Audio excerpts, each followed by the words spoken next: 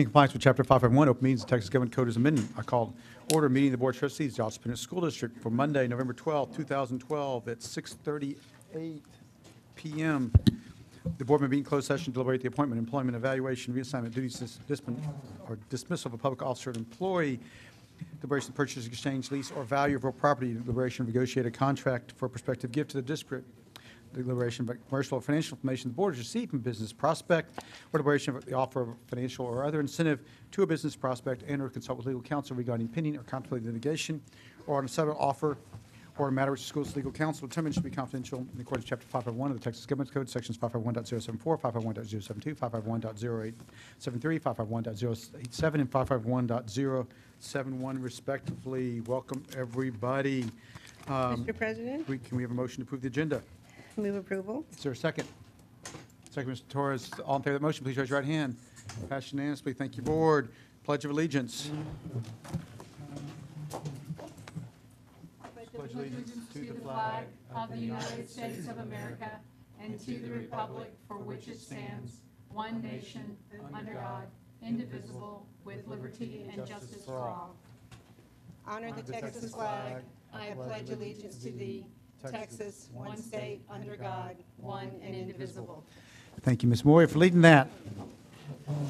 Okay, Board, we have several items on the agenda tonight. It's pretty heavy topics. The first item we've got is 30 minutes associated with the budget assumptions for fiscal 13 and 14. Dr. Karstafen. Mr. President, trustees, tonight our CFO, Nicole Conley-Abram, along with Michael Hauser, our Chief Human Capital Officer, will give a brief presentation summarizing the data and assumptions based on your previous guidance that will be used to prepare the budgeted revenue and expenditure projections, including staffing formulas for fiscal year 14. The three key points are, first, there are minimal changes in the budget assumptions. Second, we are advising that the board include the equivalent of a 3% increase in the budget assumptions.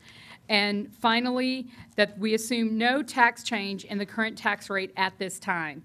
The board is scheduled to take action on this item at the November 19th regular board meeting. Ms. Abrams. Thank you. Good evening, Board President, trustee members, superintendent, staff, and public. I'm Nicole Conley-Abrams, CFO for Austin ISD.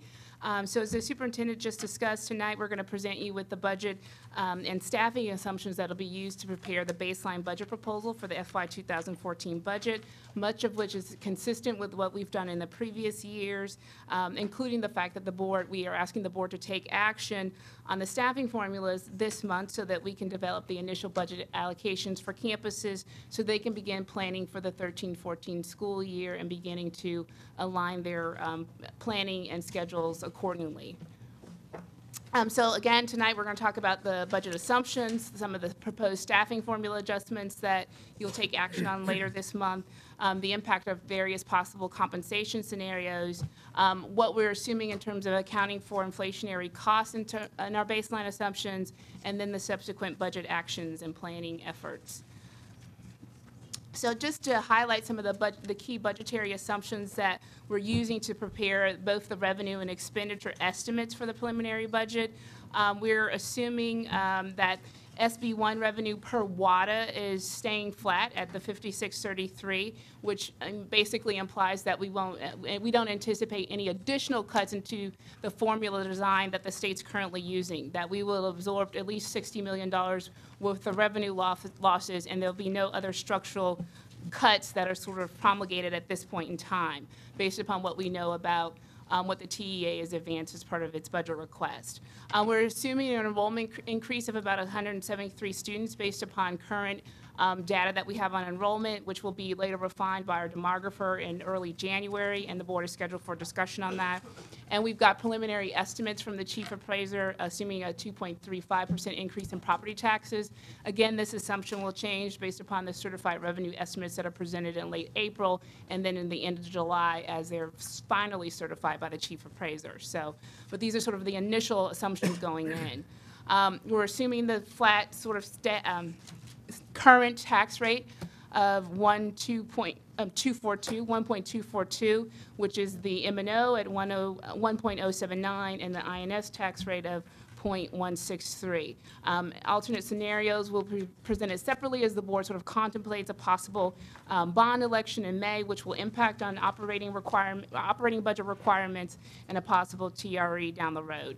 We're utilizing similar tax collection assumptions that we've used historically, and it assumes no changes in the current exemption programs, although I know that we're scheduled to have discussions on those, on historic in particular, in the February timeframe. In the baseline assumptions, we're assuming the operating costs for the new North Central Elementary School that's opening in 13-14, as well as the PAC opening, as well as some small startup costs for the additional North Central Elementary School, and of course inflationary costs for health, fuel, and utilities. Funding for budgetary increases associated with mandatory or sort of strategic or AFR initiatives will be presented separately outside of our baseline assumption. And at this point in time, I'm going to turn it over to my colleague, Chief Human Capital Officer Michael Hauser, to talk about some of the staffing formula adjustments. Good evening, board members. This evening, we'd like to take just a few moments and let you understand and see what we've done as a staffing formula committee. There are basically three things that we're looking at this evening as far as making the staffing formula viable for school year 13-14. You will notice on the slide that we've identified the pre-K area, and we're looking at as a recommendation from the committee from going from 20 students to 19 students to one teacher. So it's a reduction from 20 to 1 to 19 to 1. That will be considered a cost-neutral item because of some of the things that Nicole's been able to do with the tuition and making sure that that will be self-sustaining. So we're able to drop by one student, and that can be a cost-neutral situation for the district. The second piece that we looked at was looking at some of the clerical in the district, and we were finding that our 4 largest high schools that there are some difficulties with maintaining the workload for registrars and bookkeepers. And so what we're looking for tonight is to change the staffing formula, particularly at the high school level. It would be for the 4 largest high schools. They would each receive one additional allocation to be used either for registrars, bookkeepers, or any combination of those two. That total would be approximately $200,000. The third piece that we wanted to bring to your attention tonight, just as a placeholder in your mind, if you would, is that we are still looking at the allocation for custodians. And I'll be working with Mr. Lawrence Fryer, and we're working through with Education Austin, taking a look at some of the allocation formulas for our custodians at our different locations. Would like to let that play through just a little bit and be able to come back to you in the spring for perhaps some sort of a revisit to the formulas. But as of this evening, we are recommending the 2 changes exactly right now this evening, and would like to be able to move this to you on November 19th as an action item. Sorry. So as part of the base projection, right now we'll include the expenditures associated with the current one-time staffing adjustment that was approved by the board in the action that it took in August for the FY13 budget. However, we just, again, as another placeholder, we might want to consider that you may have to, while that becomes baselined and we continue that increase into next year and the out years, the possibility that you may have to increase and propose another compensation increase of anywhere of about a 1.5% just to keep pace with what regional counterparts are doing. So what typically happens is that, you know, as they go up, we would have to consider moving up. We know that there is something that's customary for increases to occur every year, and just sort of reading some of the initial thinking from other school district counterparts, typically they would consider increases that keep pace with the changing health requirements that employees are expected to take to be responsible for as health plan rates increase. So, I mean, you could look at anywhere from 1.5% to 2%, and that, in that regard, if we were to consider anything on top of maintaining the 3%, that would be an additional $7.3 million. Again, inflation is something that is increasing year to year as the economy demonstrates overall slight improvement. It's a growing concern for us. We're checking the indexing, and over the last 12 months, all the items in the index increased about 2%. So you always sort of want to look at inflationary costs as they affect sort of the cost for goods and services, as well as also considering the fact of, you know, how it may change your labor components. This is what we've assumed initially in terms of our base assumptions for healthcare, fuel, and electricity. We're looking at about a 12% on healthcare trends with the current Affordable Health Care Act, which meant about 4.2 million in our budget set aside in fuel and electricity. And so this is the additional where we're at in terms of a revenue projection, utilizing the information that we have today based upon current property taxable values and the projections that we're using for student enrollment as it relates to ADA and WADA. And then lastly, we'll use these assumptions, we'll develop the initial forecast that's presented in January, and subsequently we'll present the preliminary budget in February, which will have the proposed expenditures that will be included on top of the baseline assumptions and other known budgetary pressures that are that we find at that time. And so based upon the fact that our needs sort of exceed what we project in revenue, it will almost undoubtedly will. We will continue to plan to pursue outside funding from external investors, as well as developing a multi-year strategy to manage our condition in FY14 and the out years. And so that concludes the presentation. I'll take any questions that you may have. Okay, thank you all very much. Questions or comments? Ms. Schneider. Ms. Conway Abrams, Mr. Hauser, thank you for the information, presentation, appreciate it. Michael, let me start simple, quick question for you. The extra person that would be assigned to the 4 large high schools, it's up to the discretion of the principal to determine what combination that he wants to use the position in, is that correct? That is correct, Mr. Schneider. They can choose either a registrar, a bookkeeper, or a combination of 0.5, 0.5. Okay, so the net amount on the FTE is going to be the same no matter whether it's one person or 2 people or one person doing 2 jobs or whatever then, right? Yes, sir. It's one full-time equivalency for each of the 4 largest high schools. Okay, thank you. Ms. Conway Abrams, on your end, a couple of questions if I can. First of all, let me start back at the early part of the presentation. And I'm looking at page 3 of our agenda item, historical designated properties at the bottom. You pointed out that we're supposed to talk about this in February, which is, I believe, about where it was left the last time the board discussed this issue.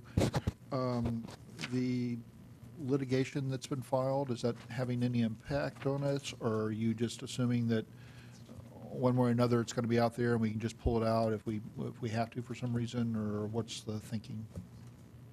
The second part, that you always have the board would have to take action, and there will be a policy decision that's sort of independent of some of the legislation, of the pending lawsuit that we know at this time, but obviously we're in contact with the city, and we will certainly, as we get new information, we will certainly inform the board, but I don't have any information at this point in time that would preclude us from taking action in February.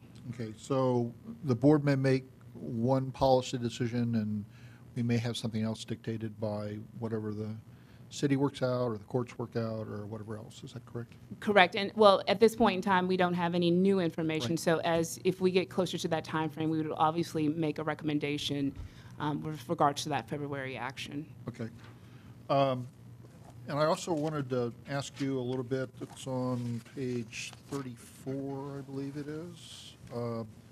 And it gets down to basically the TRE. It's page 14 of your slide presentation, if that helps you any.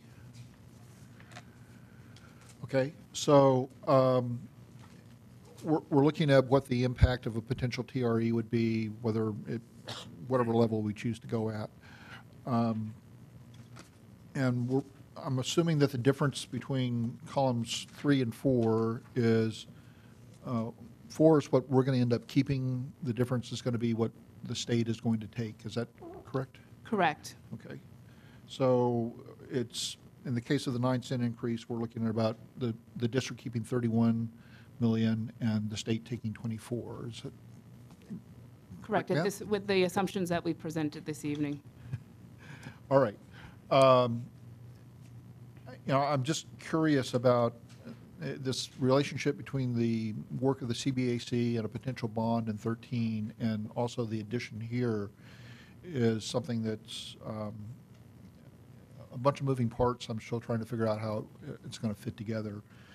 I'm assuming that from your end, it's strictly going to be, if we do the TRE, we raise this much money that we actually get to keep and raise that much money.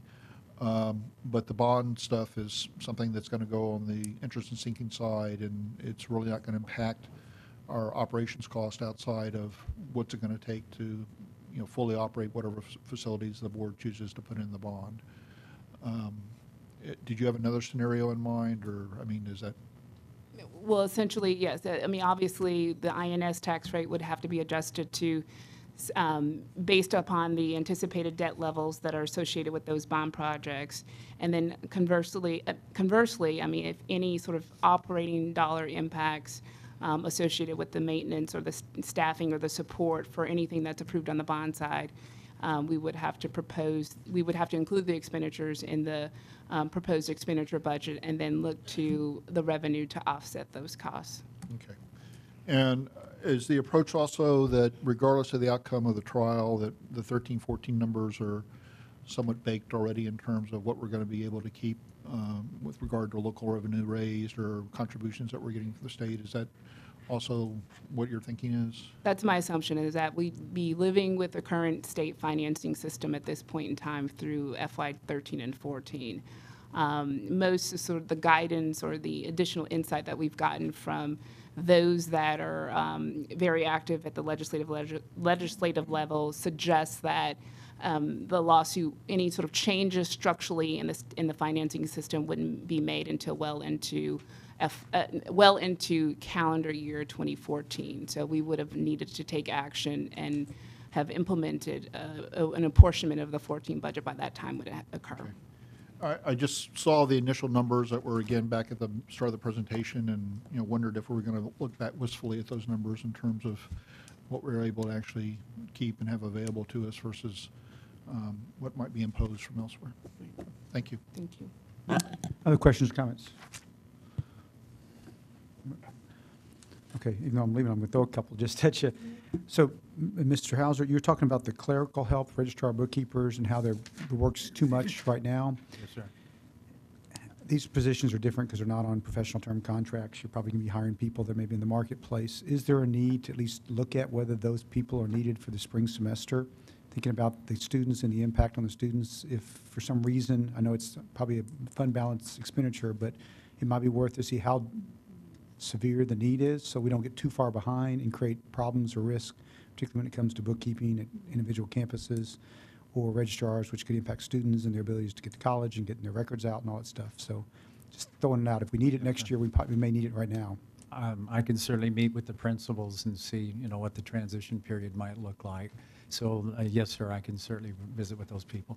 Okay, second thing, this is Nicole, when you, just out of curiosity, but I'm having worked on a couple, both these actually in different capacities, the gasoline tax going up, or the gasoline index, 7% in September, 9% in August. So we're feeling the impact of that now, and then we're projecting a 12% increase over this year for next year. I'm wondering if that's enough, because if the 13 you're looking at, is that this year's budget or is that this year's forecast? Because it sounds like we're probably going to be running maybe higher than we actually forecast at the current run rate. I'm projecting that may not be true. But I just want to make sure that the fuel forecast next year is actually fully reflective of the increases we're experiencing this year, plus what we think will go up next year, knowing that fuel is a highly variable cost based on a lot of other external factors. Yes, it's based upon what we're experiencing this year and what we're projecting. It's fuel indexing is a very complicated and almost impossible to achieve at accuracy. But we have been fuel hedging. We lock in, and so it's better for us to know what we're going to pay and just even it all out. And so while we probably won't hit the nail in terms of projections, it does include what we think we're going to, based upon what we've experienced this year. And so there is no certainty with that, but we think that it's a fairly safe assumption. But we would lock probably this summer for next year. Okay. feel like I just need to ask it, even though I trust it. And then the third one is about the electricity forecast, with all the stuff with the Austin Energy and all of their rate increases and the fees and all of the other fees that got embedded into all of the utilities. Comfortable that where you're shaking out for next year is going to be reflective of kind of the impact of all that? I believe so at this point in time. We do have yet to receive the actual bills. And so we're hoping to get some bills next month just because there's a delay in them setting up the new adjustments. So once we get some, at least a month of actual bills, we'll feel more confident, and definitely by February, we should have at least a few months bills to test that initial assumption. We also provided some testimony to the PUC with regards to maintaining our discount. And so we're fairly hopeful that that will stay into play. And so those assumptions include sort of managing what we have today with what is all that is known at this point in time. Okay, very good. Thank you. Ms. Moya? Nicole, regarding the fuel hedging, do we go out to bid when we, like, for this summer, when we lock in again, or do we just renew with the current source that we have? Because I know there are many different vendors or providers that we could use to lock our fuel costs in. Typically, we access the TASB sort of cooperative. We look at sort of a couple providers, but we've been utilizing the most sort of economical have been sort of from this the same provider that we've been utilizing. But we've looked at a couple of different providers at any point in time, and then we sort of go out and lock. But we have considered other vendors, and we'll do so before we do sort of the year-long lock for next year. Okay, thanks. Okay, any other Ms. Torres? This may seem like a dumb question, but does the sequestration that's happening with funding at the federal level have any impact on the budget that we have to consider?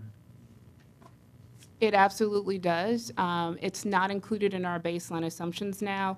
We know that if sequestration does, in fact, if we realize that, it's about a $4.7 million loss for us. And so at that point in time, I'm working with staff to sort of be prepared to come to the board and sort of present a possible fund balance allocation. We did not include it in the baseline assumptions just because there's so many unknowns, and I don't necessarily at this point in time want to assume that that is going to be an automatic revenue loss. Otherwise, we'd have to balance for that $4.7 million, and it may or may not, in fact, be realized. We could sort of make some adjustments to some of our grant programming. But again, the operational impacts of the losses of some of those grants are for some of our more important programming, like the title, as well as some of our special education services. And so it would require us to have to possibly look towards a fund balance allocation to absorb those changes, to give us a year to, in fact, respond to the permanent cuts if sequestration does, in fact, happen. So in terms of sort of always being prepared for that or inevitability, both in magnitude and when it might actually occur, what would you say is our best way of thinking about trying to prepare for that? We as trustees trying to prepare for that impact. Well, I think I would suggest that we reserve funds, set aside reserve funds that are going to be held and locked for that purposes should the Budget Control Act's implications, should they not sort of adhere to them. And so we would present to you a fund balance allocation to make sure that we have those monies set aside. Okay, and so and I know it, and I guess what you're saying is it's still a little bit premature, but you're thinking when you do present to us in the future of how much we will have to dip into fund balance to make up the deficit, that projection that you'll give us at some point in the future will take this into account at that point in time. Right, and so we would prepare an action, just like this year we prepared the actions associated with setting aside the fund for the state. possible cuts from the state. So we would prepare a separate action to set aside a reserve for sequestration to at least give us a year to think about how we would have to reduce programming or to see what would happen at the federal level. Okay, thank you. I know this is unnecessary, but just in case people are wondering, Nicole, I'm going to take a shot at this, you can say this is not right. But we have federal budget allocations that come to us through Title Is and other grant programs that because of the federal budget challenges, they agreed to some sort of cuts automatically at January 1st, sequestration that are going to occur absent some deal being arranged in the next 45 days or whatever the sessions got. If those cuts occur, our federal funding is going to drop just out of the gates. But we've got programs and people in place providing services that we're going to have to use local funds to be able to support the continued operations of those federal funds through the end of the year or for as long as we decide to keep them. So it's not really a local budget cut. So if someone goes into our budget, it's really operating on the federal grant side of money, but the need for local monies to support the programs that potentially is a draconian, just sort of out of the blue cut, even though it's not out of the blue since we all know it's coming. Is that a fair way to describe this? And then we've got to decide as a district if the federal funds no longer are there, or they come up with some other grand bargain that may impact it. So I think this is the challenge: is nobody knows exactly what's going to happen, to what extent, over what time period. But there may have to be some use of local funds to support the shortfall in federal funds until we can figure out what the long-term game plan is going to be. Correct, and we don't know what that price tag is until we actually know what the cuts are and then know what the expenditures are outside of them that we would have to make up in the difference, which is why I would suggest that we set aside a prudent reserve for that. So it's not a dumb question; it's a great question because it's likely going to have some impact, but probably hard to know what. Yeah, and I guess the thing that I'm trying to also sort out in my mind is the difference in which funds would be affected.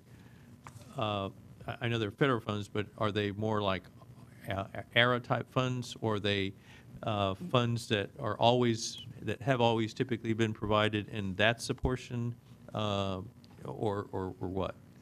Yes, it's the your second response. It's our major sort of title programs, Title I, Title II, Title III, IDEA funding. Okay. So typical programming that has historically been appropriated for years. And so that would be a permanent sort of structural change in how we sort of provide those services today. So we would need some time to start reducing programmatically to account for those reductions.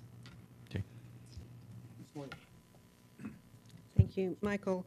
In looking through the staffing formulas, I'm looking on my page 20, I guess it's my page 20 in my notebook.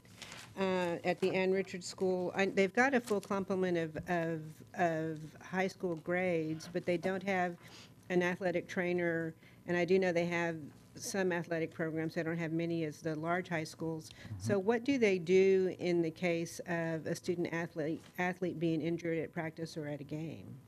Ms. Moya, I've been informed that one of the current staff members at one of the other high schools will check on students as necessary and as needed. Do they have a rotation, or is it just somebody that decides to check them out? I don't think that there's a standard rotation. There's a call as needed basis, is the way that it's been explained to me. And so if there is a need for a child to be seen or to be, to receive some sort of rehabilitation, it's done as an as-needed process with one of the existing staff members from one of the nearby high schools. Okay. Okay, thank you. Yes, ma'am. Okay, other questions or comments? Okay, well, thank you all very much. Good luck. We'll look forward to, that's the royal we, look forward to getting the next update whenever the time permits. Okay, we have, the next item is a discussion of the concept of student-based funding that was brought up in our retreat. Dr. Christopher, we got an hour for this one, and we're basically roughly on time to our schedule. So Dr. Christopher. Yes. Mr. President, trustees of the board, tonight the CFO, Nicole Conley-Abram, and Jonathan Travers, the Director of Education Resource Strategies, ERS, will provide the board with an overview of the work that the Educational Resource Strategies team will do to support the district as we explore the potential transition to a student-based funding model targeted to begin in the 2014-15 school year. This is the first of numerous presentations and discussions we expect to have over the next 2 years. And while we do have potential funders, we're still finalizing what the potential awards would be. But in the meantime, the focus of the first phase of work will be resource mapping, a detailed assessment of how the district is currently using its resources to create a fact base from which the district can identify resource alignments and possible design changes. Tonight, Mr. Travers will briefly introduce ERS, describe the different parts of the analysis and the overall methodological approach that ERS will use, and share the project timeline and key milestones. He'll also talk about student-based funding, what it is and what it isn't, reasons districts typically implement it, and lessons learned from design and implementation efforts that they've made in other systems. Nicole Conley-Abram will kick it off, but we welcome you to Austin, and we look forward to hearing the presentation. Nicole. Thank you. So tonight, we're going to be following up on some of our strategic plan deliverables as we advance the strategic plan strategies 4.1, 4.2, and 4.3, and make progress in the board's priorities that call for a rich portfolio of options and improvements in our human capital strategy and systems. So, Excuse me, Nicole. Can they pull up the PowerPoint, Oscar? Just want to be sure.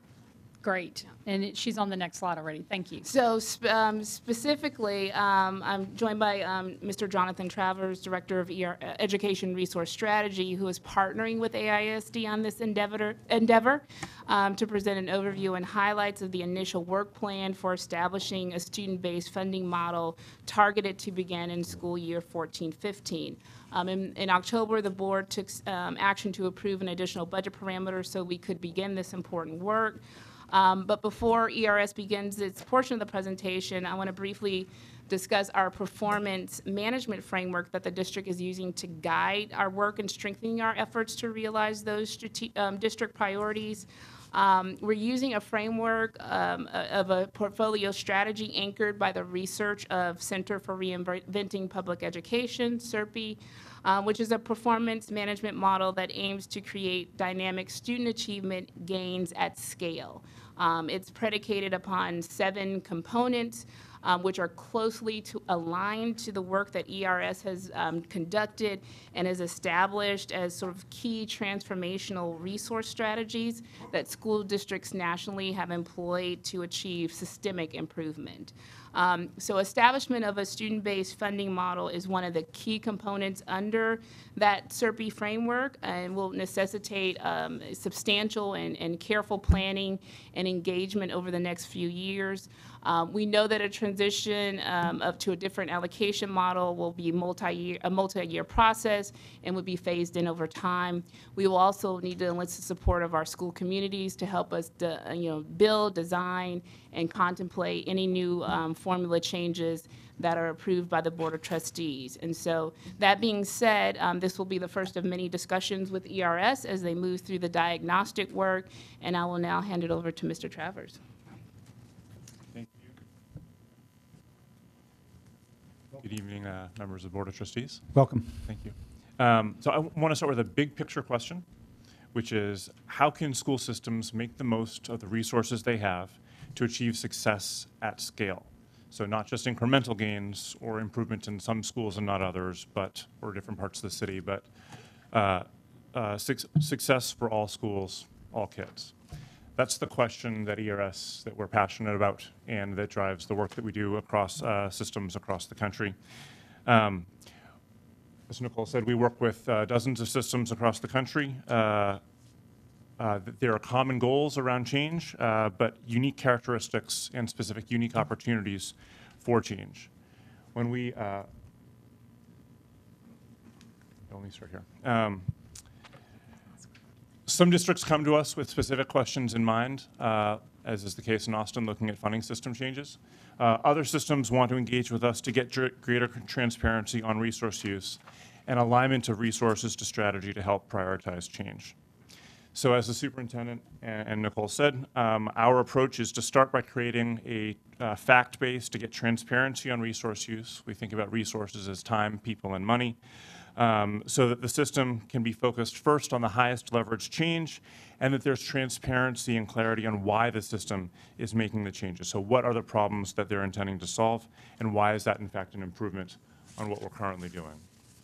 So first, a little bit about our approach. As I said, we are intending to transform urban school systems so every child can succeed. A couple points to note on this slide. We view our relationship with school systems as partnerships. We do with, not do to, in our analysis. So while our methods, analysis, and findings are our own, we engage with system leadership in the interpretation and discussion of action implications rather than issuing a big report at the end of the project that may be clever and right, but is disconnected from the actual reform. Second point to hit on is that we're focused on district and school level analyses. So it's ultimately the classrooms and schools where the rubber hits the road. So we want to understand what resource use looks like there. But we also want to understand what it is the system is doing to enable success across schools and not, in fact, constrain it. Last point to touch on here is that we have a not-for-profit status and a not-for-profit mission. We're selective in the districts that we choose to partner with and our specific role. And we think that we've got the right expertise for questions that AISD is asking as part of this project, and are excited about helping the system realign resources to the next level of success for this district. The next slide lays out a little bit about the different places across the country that we've worked with. A couple of points to make when we look at this map of ERS partner districts. We're focused on leveraging and disseminating insights, bringing lessons learned and best practices to bear. But obviously districts are at varying levels of success. So how in fact does that work? Even if systems aren't achieving success at scale, they all have lessons and they all have things to learn from. And part of our role is to understand what those lessons are, what those best practices are, and how to apply them to systems that may in fact be at very different levels of reform and success across the country. The second thing I'd say is that we've learned over and over that no two districts are alike. So it's incumbent on us and our approach to learn the intricacies of each system. So understanding the school finance system in the state, in the district, understanding the diversity of the school and community needs, and understanding the overall reform history so that the insights that we're getting are grounded in what's actually happening in each system specifically. Let me talk a little bit now about an overview of the work for this year and the overall project. We intend this project to follow a sequence consistent with AISD's internal problem-solving approach. I'm sure you're all familiar with the cyclone that you've got in front of you here. We think, so our approach to this work is very similar to this 8-step process, and we've broken that into essentially 3 phases that we've listed now on slide 9. So we're starting, as the superintendent said at the beginning, to assess and analyze in our resource mapping, and I'll talk a little bit more about that in a little bit. That will lead into a design and planning stage with this working backward from this target to begin for the school year 14-15. I'd just say a couple points on this. One is that making a significant change to your funding system or any other big resource reallocation is complicated, and we want to make sure that it's grounded in a detailed understanding of the current situation. So you've defined the problem, you accurately have diagnosed root causes, and have a shared understanding of your theory of action before you jump into design and planning. So that's why we've structured it the way that we've got here. And that's ultimately what the work for this school year is going to be about mostly, mapping out how the system and schools are currently using their resources and identifying and quantifying areas of misalignment. We've broken down, and that's what we think of as resource mapping. So we've broken down this first phase into these 3 categories: analysis of funding system, of school resource use, and human capital. And within each of these areas, we'll assess what we see, we'll flag best practices, and we'll quantify opportunities for reallocation. And I'll touch briefly on the substance of these in a minute. I think it's important to do these 3 things separately, but then collectively, we want to be able to help system leadership look across the system to understand interdependencies in resource use and prioritize areas for change so that the system moves into the design and planning phase. It's confident that it's focused on the highest leveraged actions and is working cross-functionally outside of silos, as is the case in some districts, to ensure that changes across the system are integrated and don't ultimately send conflicting messages to schools or work across purposes. So a little bit about our methodology. We start with a very detailed snapshot of data that you can see on the left here that combines and integrates data from across the system. We supplement the quantitative analysis that this enables with a series of interviews or focus groups and or school visits that go beyond the numbers a bit. The objectives of that are to understand resource use in ways that aren't quantifiable in the data from schools, understand what people articulate as the key barriers facing schools in using resources more effectively, and identify opportunities for change that those closest to the work would like to see. This analysis plays out in a series of working sessions with the senior cabinet and updates to the trustees over the course of this year, as I'll share with you a little bit more in a minute. So let me turn to the substance of the analysis that we're going to be doing. We think of our analyses as grounded in frameworks that we've developed based on our research and experience. So what you're looking at here on slide 13 in the notebook here is principles of an effective school funding system. We talked earlier about best practices and lessons learned. We think of them more as a framework and guiding principles rather than a prescribed blueprint or recipe. These principles become the criteria for our analysis of current resource use, and down the road will move into being common language as the system moves toward the design and planning phase.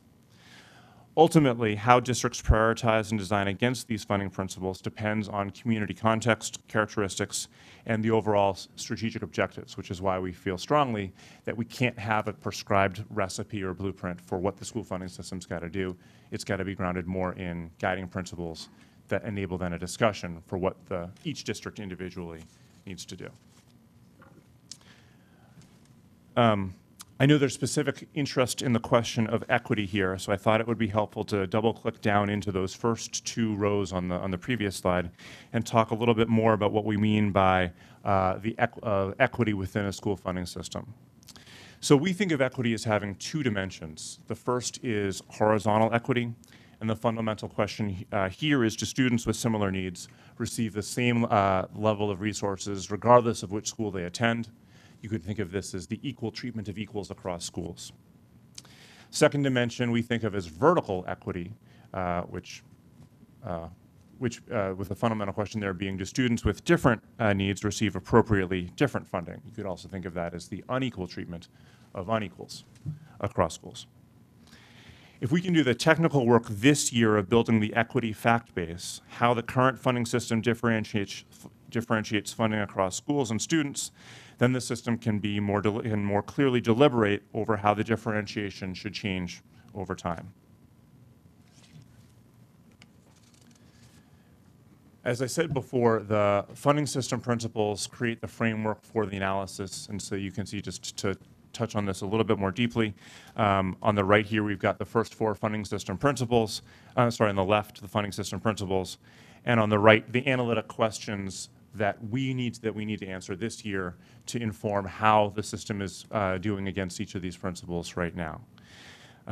We've developed specific methodology over the years of doing this work across the country to answer these questions now in the same way across systems, so that we've got a precise methodology and that we're able to make ultimately apples-to-apples comparisons of what funding systems are doing across different systems. So we're able to look at this system, how it compares sort of an apples-to-apples way across other systems against these funding system principles. And I'm happy to, as we get into the questions, one of my favorite topics is to dig into the methodology in much more detail and answer questions if you've got specific interest in that. Second piece of substance turns to touch on is around school resource flexibility. And the fundamental question there is, what resources can and should schools control, and in what ways? I think this is particularly important in a district like Austin, given the overall funding picture for the state. As times get tighter, and in an era of rising performance standards and declining revenues, schools are ultimately going to need to do more with us if this continues. That means giving them the resource flexibility necessary to meet their specific school needs. Again, the framework that we see here supports the analysis that we'll do this year and then creates common language for the system as we move into planning and design moving forward. last piece of substance here looks at how schools organize the resources once they've got this flexibility. So we think of flexibility not as an end in and upon itself, but as a means. It's what schools do with the resource flexibility that makes a difference. And over the years of studying resource use in high-performing schools across the country, as I said, we don't see a single recipe or blueprint, but rather a pattern of investment that we've tried to capture here. Leading-edge schools, as we see it, deliberately invest their resources in teaching effectiveness, in the middle here, individual attention, and academic time. And so while not all high-performing schools look the same, their school designs tend to share common elements. And again, the detail here is not to test who needs bifocals and who doesn't, but rather to illustrate how we'll assess what schools are doing with the resources they have, and to stress that ultimately it's the school design, it's what schools do with the resources that are going to drive the outcomes, that are ultimately going to drive the outcomes that we want. So a little bit more on process. We've laid out the preliminary resource mapping timeline for year one of this work. The discussions with senior cabinet are in blue. Red is where the board updates are scheduled, where we'll summarize our findings to date.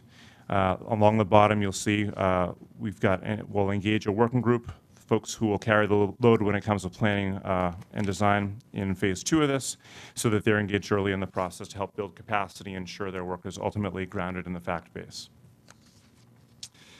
So let me end by just taking a couple minutes on how we think, or just a description of student-based funding, what it is and why systems move to it. So school-based funding is how some districts allocate resources to schools. It is a school funding system. Unlike more traditional staffing ratio-based systems, school-based SBF allocates dollars, not positions, on the basis of each school's student population, which is why we say the dollars follow the students. Those dollar amounts are typically based on weights for different types of students based on differing need levels, special education status, ELL, poverty, some examples of how other districts across the country have weighted different types of students differently. As I said before, flexibility is the key here. SBF, as Nicole said, is not new. It's something that's happening in a number of systems across the country. You can see a small number of them listed here. You can go to our website to see much more analysis and reports on what different systems that are implementing weighted student-based funding are doing. And the last point I'd say here is that it isn't a one-size-fits-all approach. So while it's helpful to know the experiences of and practices in other systems, each district needs to develop the combination of weights, policies, and procedures that make sense for its unique needs and objectives, which leads to the final point, which is around why systems move to student-based funding. Typically, we see sort of 3 categories of reason. There's sort of an equity driver, an equity challenge that folks are trying to solve. These middle 3 bullets speak to an overall kind of flexibility aspiration. Are we trying to create school empowerment, innovation, tie flexibility to accountability, and to provide or to provide transparency? And I'd say based on what your system, the sort of the theory of action around this, based on what your system is trying to accomplish, you're going to work backward from that to think through your overall design.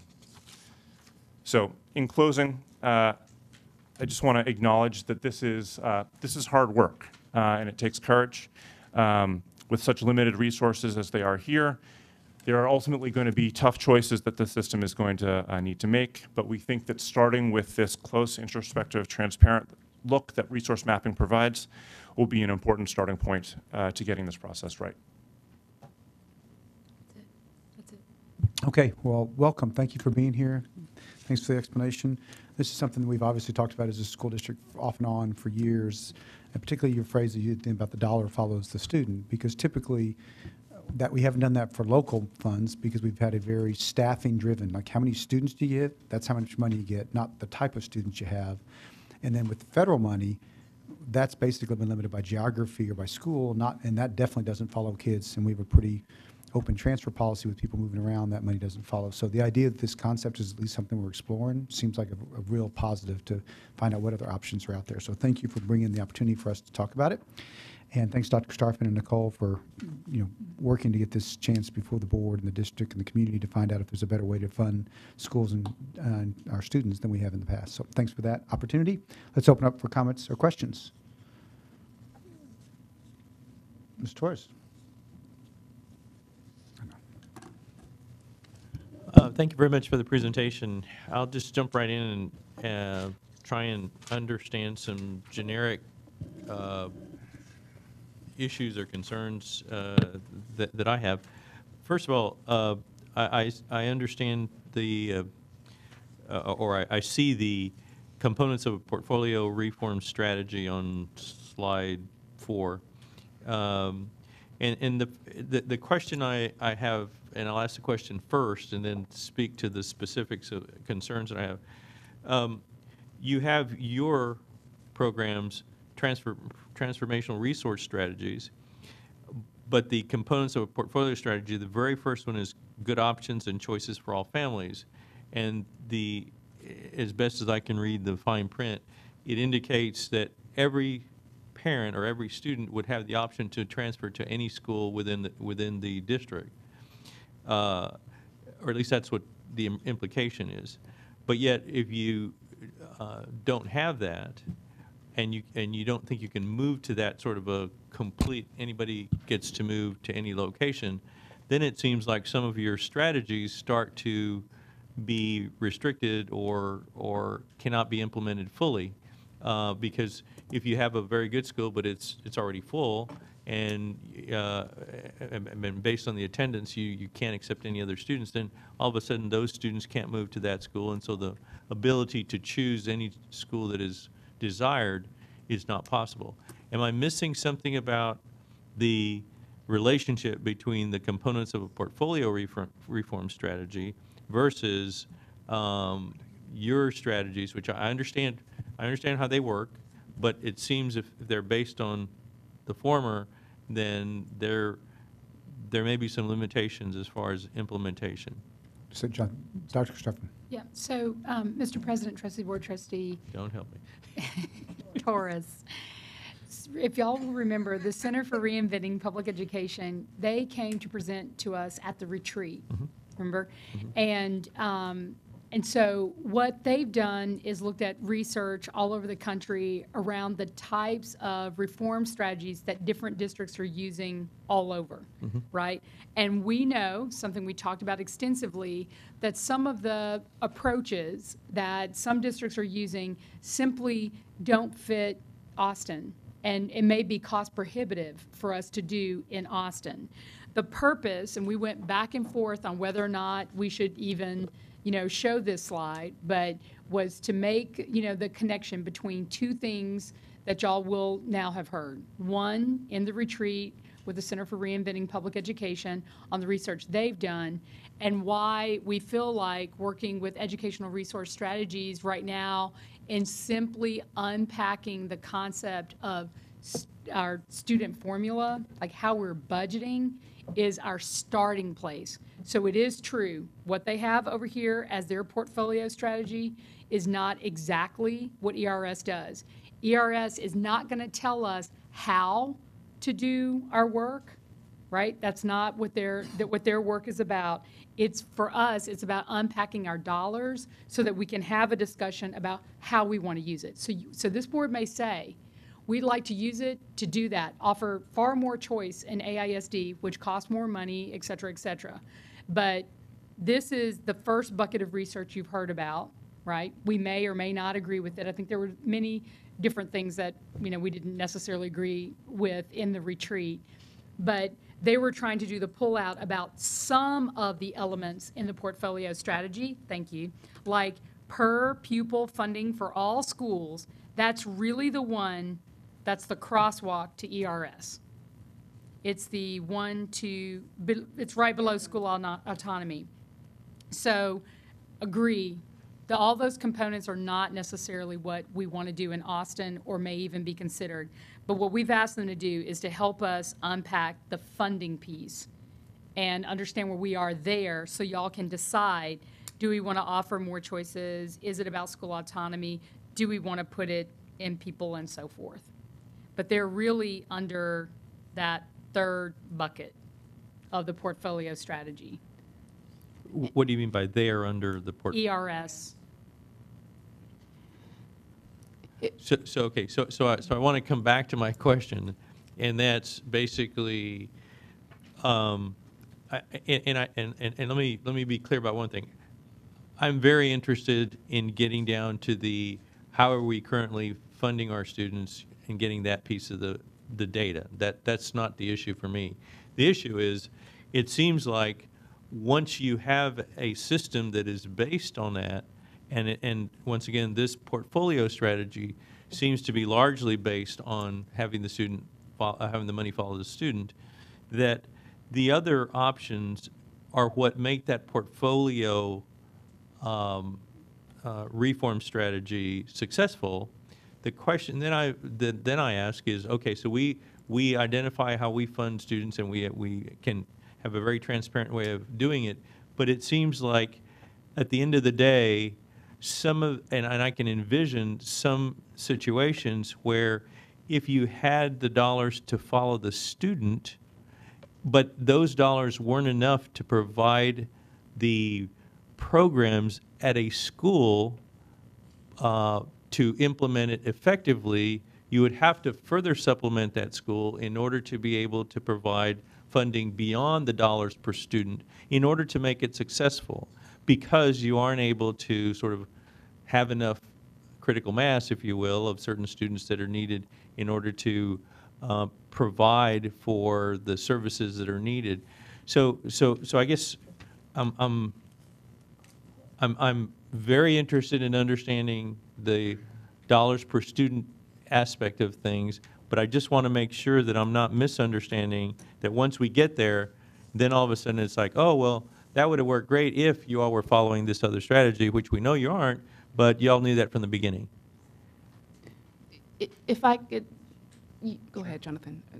Well, let me just say two things on that. So one is, I think you're right on in thinking about the relationship between a student assignment strategy and a school funding system.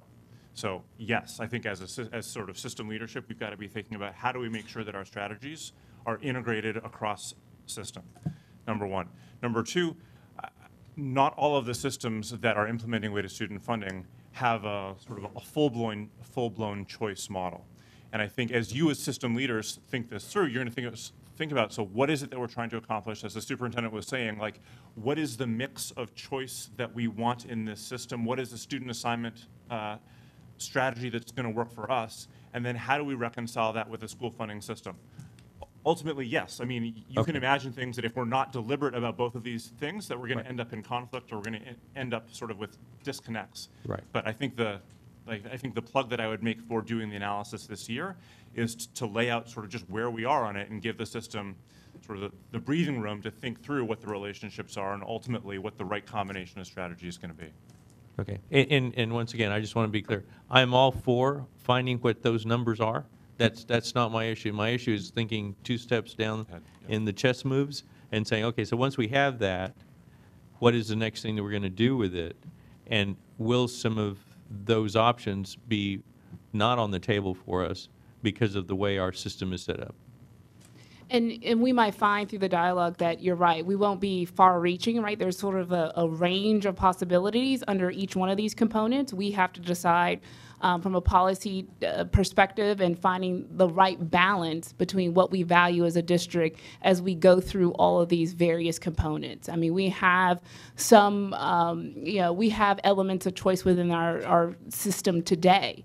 Are they as far-reaching as some of the other districts across the nation? Probably not, but we have to decide as a community where we want to be within that spectrum, as well as we've sort of we have a strategy designed predicated on specialization and creating something cool in every school. And the funding system supports that notion that you have innovation at the school level, you have the flexibility to realize that, because from an affordability perspective, we have $30 million, and we don't, on the 9 cents, we don't have new monies to fund a core neighborhood system that's competing against the need to differentiate and have signature and vertical team planning.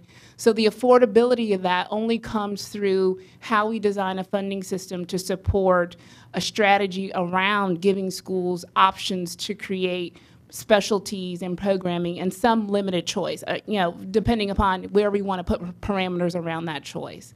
So these are all policy decisions that we would have to make as we sort of move through the iterative process, but we do have components of all of these in the system while we may be sort of low on the spectrum and we may decide as a community, we never want to be as far-reaching the spectrum as in Edmonton, Canada, or Belgium, where you compete, you either compete or fold or die. Those are policy decisions, but the good thing about the sort of attacking the student-based component is that it brings all the policy decisions to light. It's very transparent. You'll know what subsidies we're building in if we want to sustain various value points that we find are important. So if we say we want to make sure we want to maintain an infrastructure for all of our schools, we can quantify, what that subsidy is. If it's $20 million to maintain that small school subsidy, that's a policy decision that we can make as a community. If we want to put in weights for various specialty programming across vertical teams, we can say we're going to put $8 million to create that differentiation into the system, and that's going to be in the funding formula as a sort of transparent line item. But now it's it's not formulaic. We have specialty things happening here or there, and there's centralized monies that are being allocated for purposes that doesn't really tell the big picture story of where we're at. And that's why ERS is going to take these data and work with it for 3 months. I mean, we don't have the staffing capacity to take a 3-month project and assign teams to it to really do the diagnostic deep data dive, which I think is going to be beneficial to us to see where we're at, to see what we're currently funding, what is our value proposition today, to think about what adjustments that we may want to consider in the future. And I appreciate it. This will be my last comment. The only thing I want to clarify is when we talk about values and wants, our system currently may be such that we're approaching, and you may or may not be aware of the way our funding system is, but we're approaching the upper limit as we look toward our next tax increase, our tax ratification election, the maximum amount of dollars that we can tax ourselves, and then we're at that upper limit. So what we want and what we can afford may not be compatible. So, once again, I just want us to be realistic about the difference between values and what we can really afford. Mr. Snyder.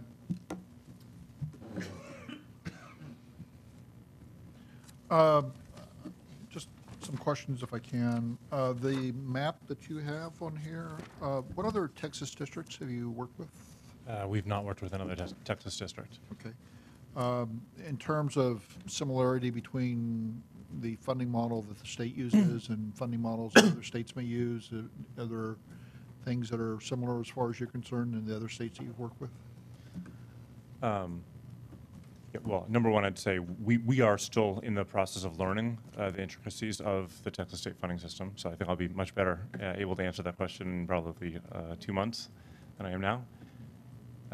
And I was just going to say, Nicole, you've been around. You've been in New York. You've been in D.C. You've been in Atlanta.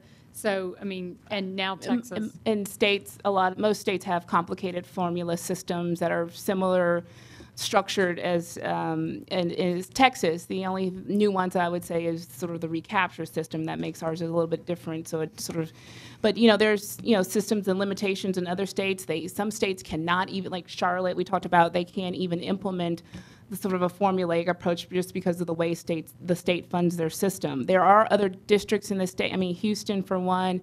I spoke to the superintendent at Beaumont ISD, I believe, and they implemented student-based funding models several years ago. So it's not unknown across other districts across the state. We just definitely have to sort of find them out and learn their best practices. But one of the things they did say is that the best thing about sort of having a student-based model is that, obviously, outside of the obvious, the money follows the kid.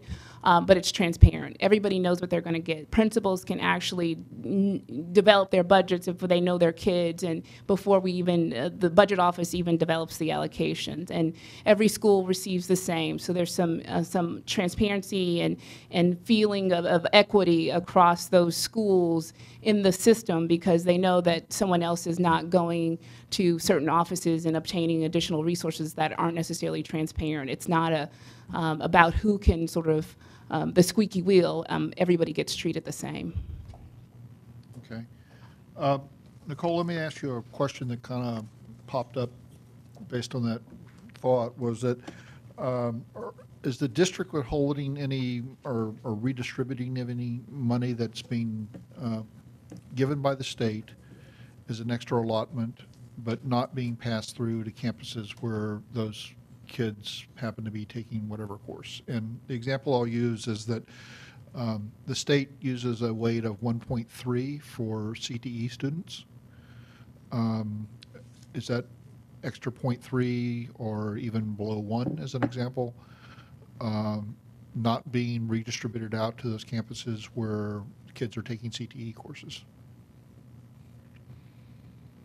Well, at this point in time, we comply with the state spending requirements as it relates to CTE. As it relates to the weight itself, that's a lot of the analysis that we can sort of glean out of the data dive that ERS is actually going to conduct. You know, what is sort of the base level of spending that we spend per pupil, and what are sort of the weights in terms of what would be the weights that we spend based upon categories today. So is it a one-for-one? That's something that the analysis will bring out. I probably would suspect that we over-allocate in that category for career tech education, considering the fact that we do, we haven't had any compliance issues as it relates to any of the weighting categories for the state. But obviously, those are, how you count the kids, how you count the programming that is assigned to those CTE categories will be enlightened by some of the data results that will be produced by ERS, because we know that there is CTE support in various areas across the system that aren't necessarily reflected at the school level campuses that would reasonably count towards that weighting and category. Okay.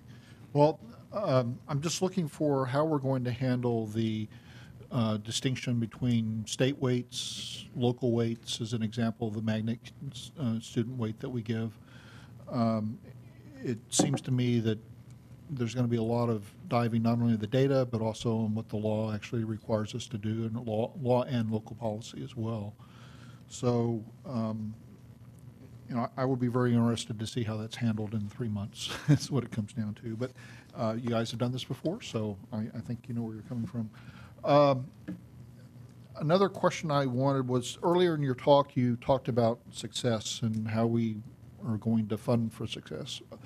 But I'm curious as to what the definition of success is here. I mean, are we talking about having students perform above what the average expectation is, a lower dropout rate as an example?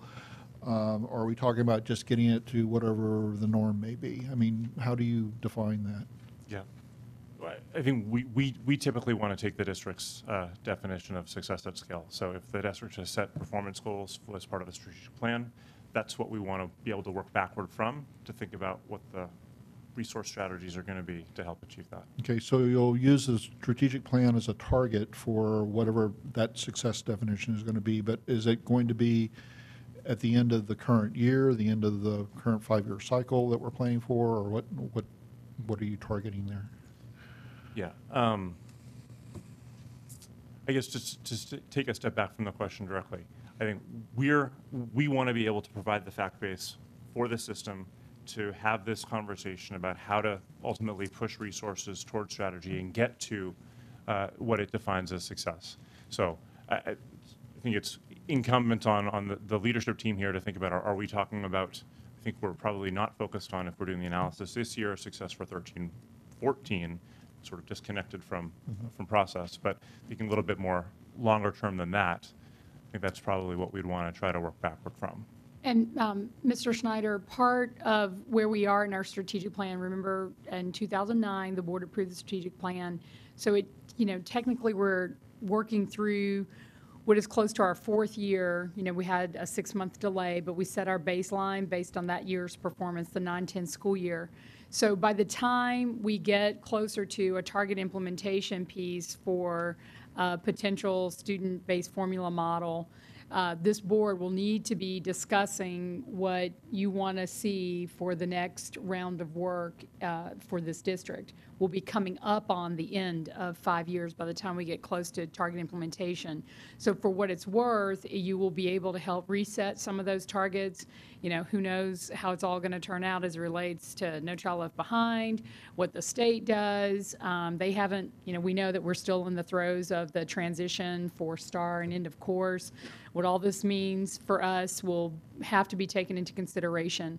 But what I would anticipate, which is a little bit of what I inherited coming in as the superintendent, is that you'll hold true to your vision statement and your mission about the work. You have values that you might want to go back and think about defining those values, especially given what Mr. Torres said about what we may want and need, but what we can actually afford, right?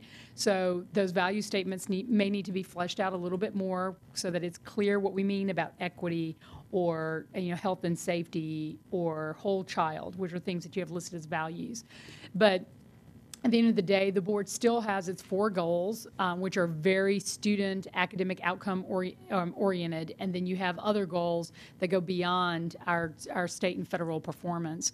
But those will be all the things that you'll need to review kind of in alignment with what we're doing around the student formula piece. And if anything, what I would expect is, given the way the state and the federal government is moving around accountability, that the targets just constantly go up, even as resources go down, that we'll be expected to do more with less, and that'll take some creative thinking around how we do our allocation piece. So I see those things going hand in hand, and you know, before the strategic plan has closed out, I think y'all want to step back and look at where we are and make adjustments as you see fit. But once the state closes out their work, we know we'll have to reset everything, and it just all dovetails together, at least in a timeline frame that works a little bit with us, not necessarily after the fact or against us. Okay. And Dr. Christopher, I'm glad you brought up that timeline, because that's one of the things I noted was that if we're looking for implementation or possible implementation in 14-15, it's the same year that the state would probably come in with a new funding system.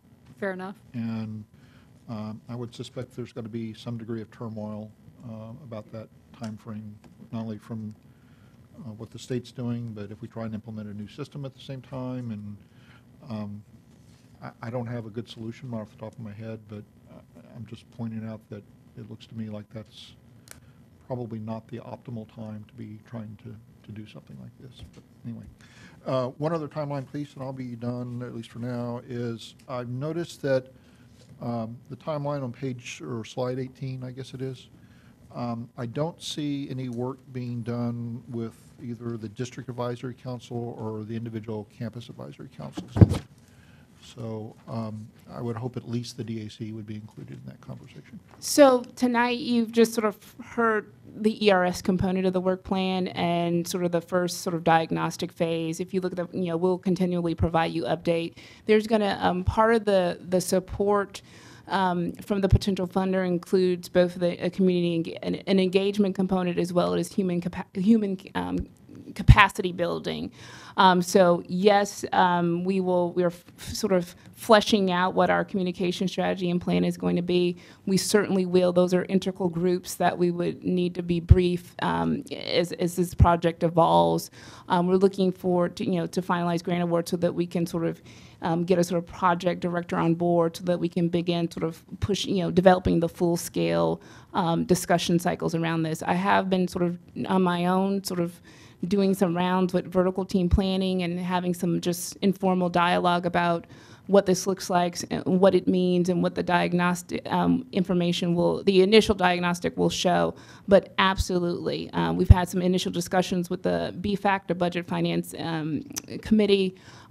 We've had an initial discussion with the DAC. I presented to them at their strategic, retreat. Where I did a presentation on weighted student formula and what it would mean, some of the implications, and they shared their concerns with me. I'm missing the date. It was probably about 2 to 3 weeks ago. But as we evolve in the process, I mean, there's not a lot to sort of report now until we sort of give something to people to react to, but we certainly will do the initial rounds of introduction to the project and what people can sort of look towards in terms of future work as it evolves and emerges. Unfortunately, I don't remember the code off the top of my head, but I know our practice has been that the campus advisory councils approve the BTOs. So, you know, they're going to have some kind of input into, you know, what goes on. They're part of the capacity building. They'll get training. We're actually going to develop training materials and work with local campus CACs if we advance and decide that we want to move forward with the formula approach. Okay, thank you. Mr. Guzman.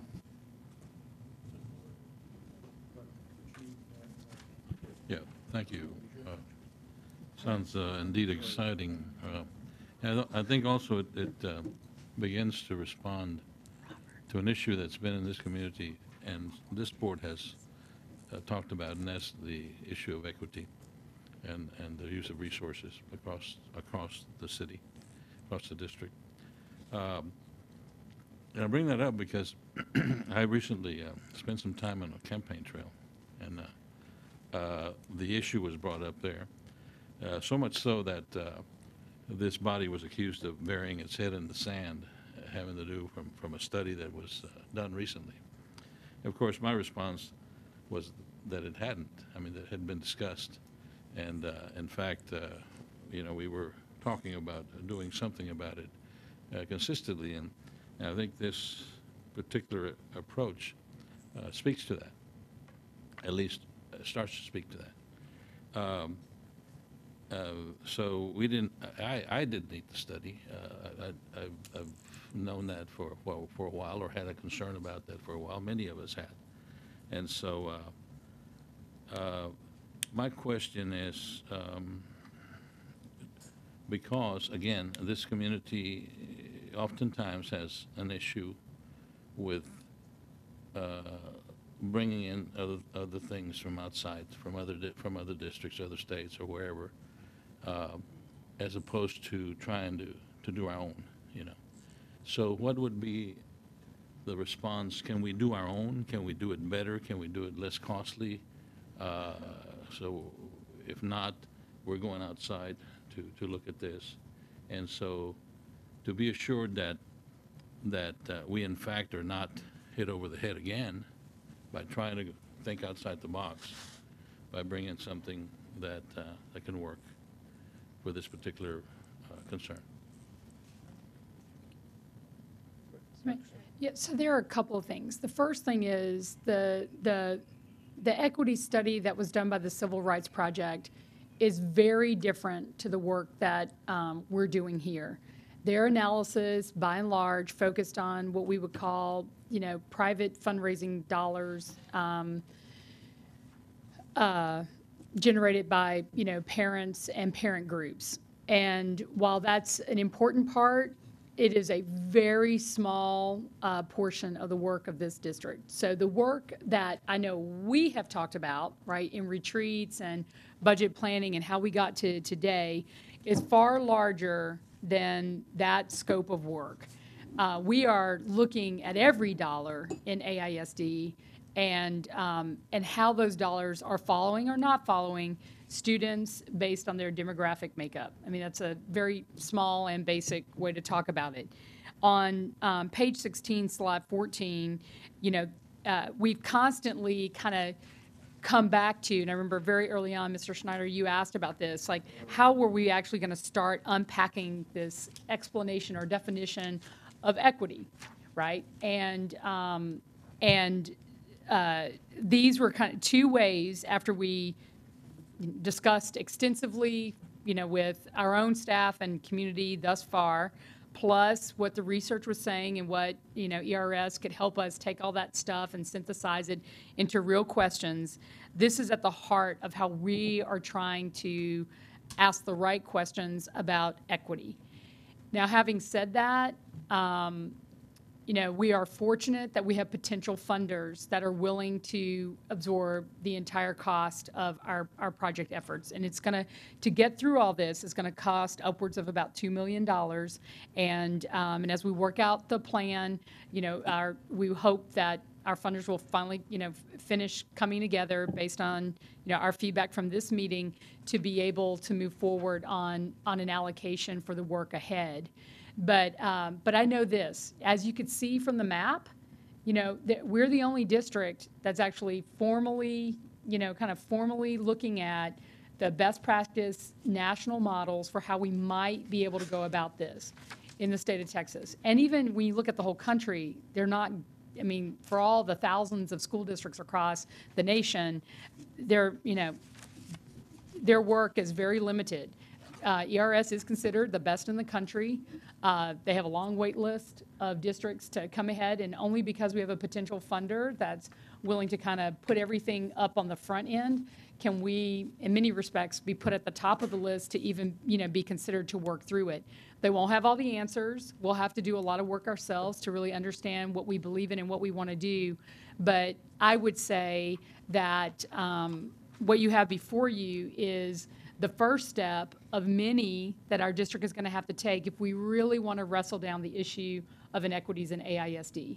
And while I do think the Civil Rights Project has a tiny slice of that, and they did mention some things in their questioning about funding formulas and the sort, their research, as I've shared with the board, and some of you, I know there's been different meetings with staff and other people throughout that process.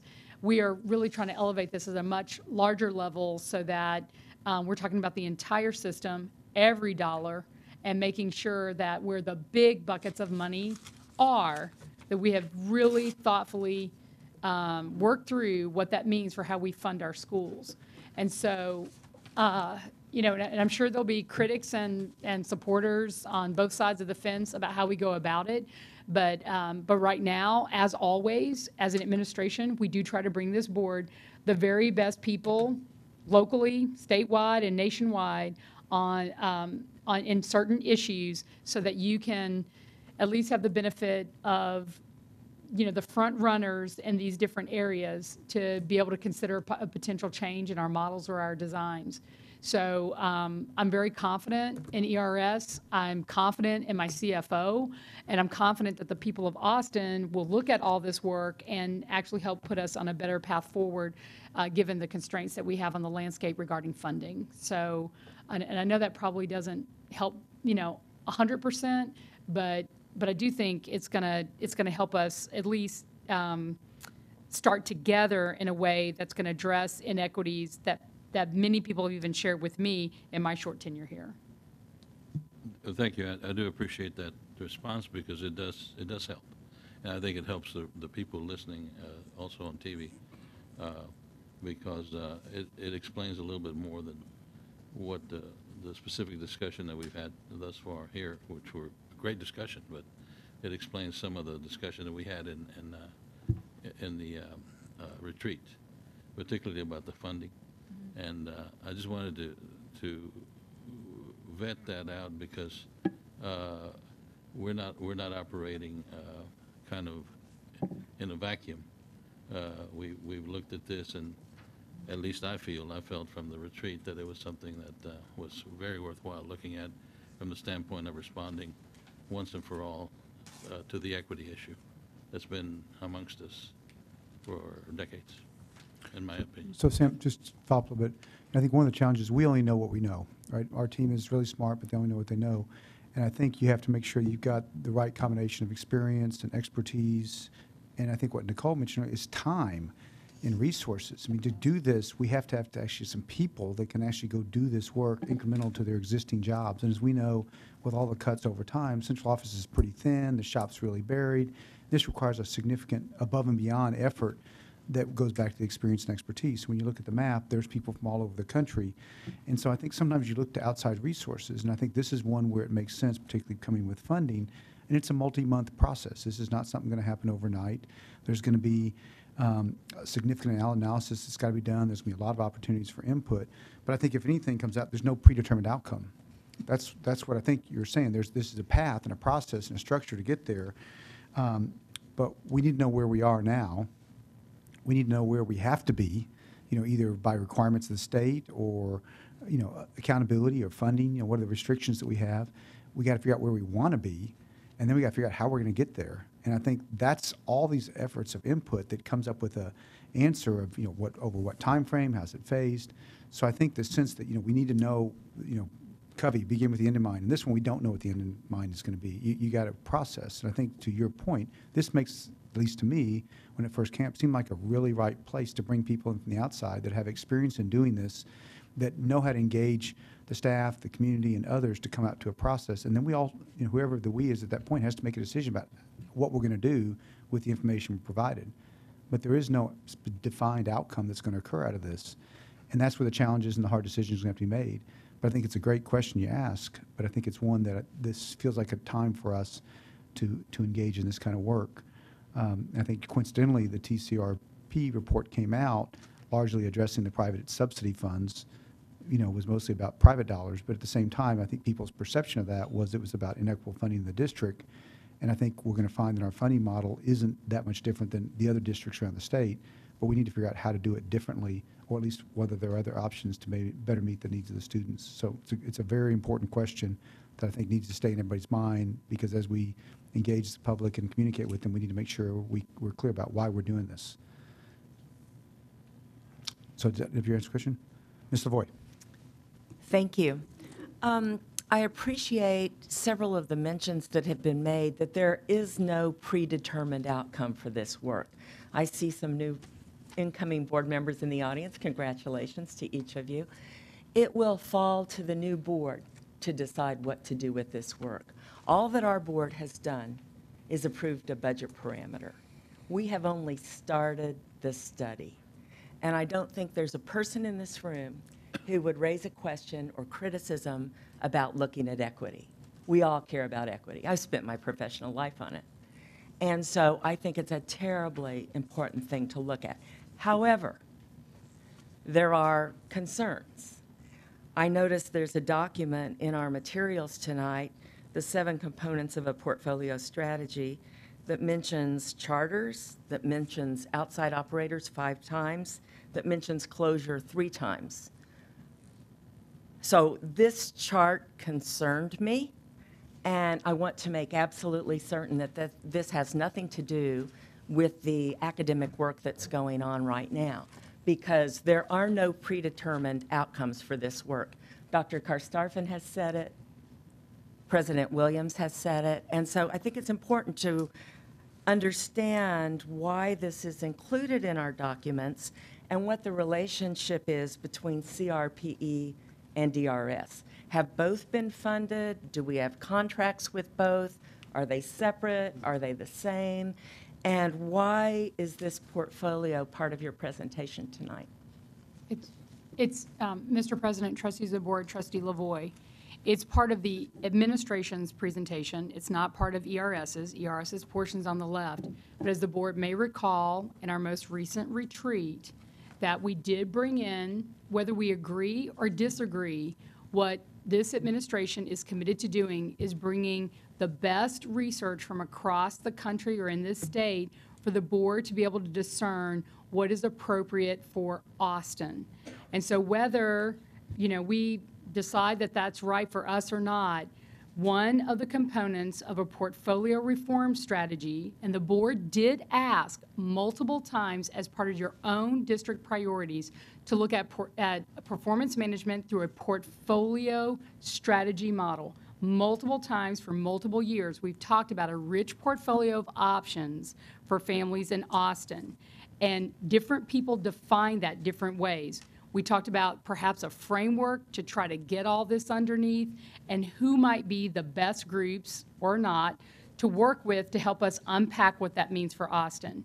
So the Center for Reinventing Public Education, they've done research across the country, and there are 7 components that they found in the research. ERS's transformational model and plan is really focused on how we do funding, on how we do resources. And our understanding, after having multiple groups be able to present to the board, that the issue around inequities and funding were really more at the heart of what we wanted to try to start with unpacking first. So to be clear about our work, every time we do and present to the board and get feedback, you give us direction and we shift 30 degrees, 60 degrees, 90 degrees, and sometimes 180 degrees to be able to get you what you want and what you need to be able to do your own priorities that you've set forth for this administration. But what the board hasn't done is change that priority. If you look at your chart, Mr. Guzman, can you flip back a page and tell me what page that's on? If you look at your chart, that one, what page is that? It's page Yeah, 3, right? 3 on 1. 3 or Right. 5. So this orange column about systems has been very consistent in our different priorities. And we even said at the retreat, I remember Ms. Moya brought it up, let's be clear about the key initiatives that we're even doing under these priorities. But you heard from the Center for Reinventing Public Education, that wasn't quite right. Now you've heard from ERS, we think that's far closer to what we're doing. But the funding that is earmarked by the Noyce Foundation is to support ERS. And the funding that's potentially coming from Dell is to support the Austin Independent School District. And the areas within that, which we also discussed at the retreat, could cover community engagement, professional development, creating those training models and things that Nicole talked about, the right materials for leadership, whether it's CACs, our principals, or our staff, and for helping us build the capacity to be able to actually analyze all this work. But these are the two, entities, ERS and our work internally that we're trying to move forward. And Thank you. And the relationship to CRP, SERPI, is there anything else? Well, there is going to possibly be, as part of the community engagement strategy, to talk about, how these models, basically, how do you talk about the initial concepts around student-based funding, why it works. We, just like at the retreat, Marguerite Rosa helped sort of shape some of the discussion, the dialogue that will sort of complement the work that we do with ERS as we go out and start talking to communities about these concepts. And like I said before, no district is the same. I mean, people can be as far right or far left on the spectrums. Those are just components and areas. I mean, you can see that sort of build up in terms of where they assess districts on where they're at in these various components. And we might decide that some of these components we want to stay here. We don't want to go beyond there. And so Understood. It's just a framework. Understood. Thank you. Will either the district or Dell have a contract with CRPE? Will there be a contractual relationship with CRPE under any part of this work? At this time, we're still building the plan with Dell, and Nicole, you would have to tell me, is there anything specific in there? I do think there might be some community discussion components as it relates to SERPI, and in particular, accessing discussion and dialogue with Marguerite Rosa, who has done pretty much the leading work on school finance. And so she is accessed through SERPI. And so there may be some small engagement and discussions around dialogue and communications and work plans. I think it's important to give you the feedback that you're asking for tonight about any contract that goes forward with Dell or any other funder. I find page 6 to be alarming. It looks like predetermined outcomes, and that's not what Austin is about. Austin is about doing the work and then letting the board determine the outcomes. In fact, on Saturday, our own American Statesman asked the incoming board to be more careful of that and to not draw conclusions, not make decisions until after all the research is done and until after we've heard from the public. So that's why seeing a chart in our business tonight that mentions outside operators 5 times, charters, closures of schools 3 times. I want to mark the spot and make sure that we all agree and that we all understand that that's only a range of possibilities, but that we do not, I would be astonished if Austin went forward with very many of these. I'll wait to see, and I'll respect the work going forward. But that is a little bit concerning, a little bit alarming, and whatever negotiations we do around contracts with any of these parties should be very, very clear that these are not predetermined outcomes, and we are in no way committing to the path that's outlined here. Thank you. So Nicole, just to be clear, so what you're saying is the resource from SERPI would be focused on the third item, the pupil-based funding for all schools. That would be part of what potentially the funding. It would not be in the extensive public engagement, but it's those two. It's not potentially to address the other components of this SERPI strategy. It's really to focus, this was really to highlight that one of the, To enable us to do the work under pupil-based Right, funding, so it's the not really- dialoguing, the communication, just because they do have so much extensive research on, just like ERS, in terms of looking at those possibilities in terms of funding. so I just want to make sure, I think that it's because the effort in any partnership would be focused solely on that particular item of the strategy, not the other aspects of the strategy at this time. Right, they'll Okay. do the work that we ask them to do. And again, we want to bring you the lead people in the country or the state or in Austin, whatever it takes, who, are able to help answer some of the tough questions that our very smart community is going to have. So, but they will do the work as we shape it in the project plan with the potential funder. Right, so, but it's the questions regarding funding. I think Right, that's that's the, what so we've it's not, said, we want to focus on Right, I'm just inequities wondering- in funding and per pupil, the per pupil funding for all schools and how we might go through that. I see. And of course, we want help with, sorting out what's the best way to approach public and community engagement. I just want to keep saying that so people can say that's all that this is about. I know there's the question, Mr. Guzman, do you have a follow-up? Because Ms. Moya had a question. I just want to make sure. Did you want to follow up on that previous point? Well, only to bring closure to the dialogue that I sort of started, and that is that it's a good dialogue, all of us. But I will say that, we should take our cues from the community as far as whatever we do here. I'm not, and of course, and the board members may have been advised by the American Statesman to do one thing or the other. But I thought we were saying that we should take our cues from the community and not the American Statesman, just like we shouldn't from the Austin Chamber of Commerce necessarily. So I don't take to that at all. And Excuse me. the board members can do whatever they want to, Yeah. the new ones, but I'd be happy to. cautious. I'd be happy to respond to that, Mr. Guzman. The point that I was making is that let's hear from the public first. Let's do the analytical work first. And the danger is that look like a list of outcomes or a list of conclusions. So we should listen to all of the parties that you mentioned. The point is, let's make certain that in any of our contracts, that those conclusions are not included as suitable for Austin. And I don't disagree with that, except that you invoked American Statesman as if they were gospel, and certainly they're not. And other parties as well. Thanks. Ms. Moya? Well, we're actually past our hour, so I'm going to write down my question and pass it on. Let me say, we do have a guest here that it might be a resource that may not be here tomorrow. So I think I'd rather have you, if you've got a question that might be relevant to Mr. Trevor, I think it'd be helpful to ask. I don't know if it is or not. It may be a little bit further down the road, maybe 2 or 3 steps down the road. But when we're talking about entire systems and our, and every dollar and where it's going and knowing where it's going and how it's going to get there, I think about NCLB, federal funds, those guidelines that prohibit us from taking dollars to go directly with those children that are moving from a high need school to a high, maybe a high achieving school, but the high achieving school doesn't have those financial resources because they're not a Title I school. So I don't know how.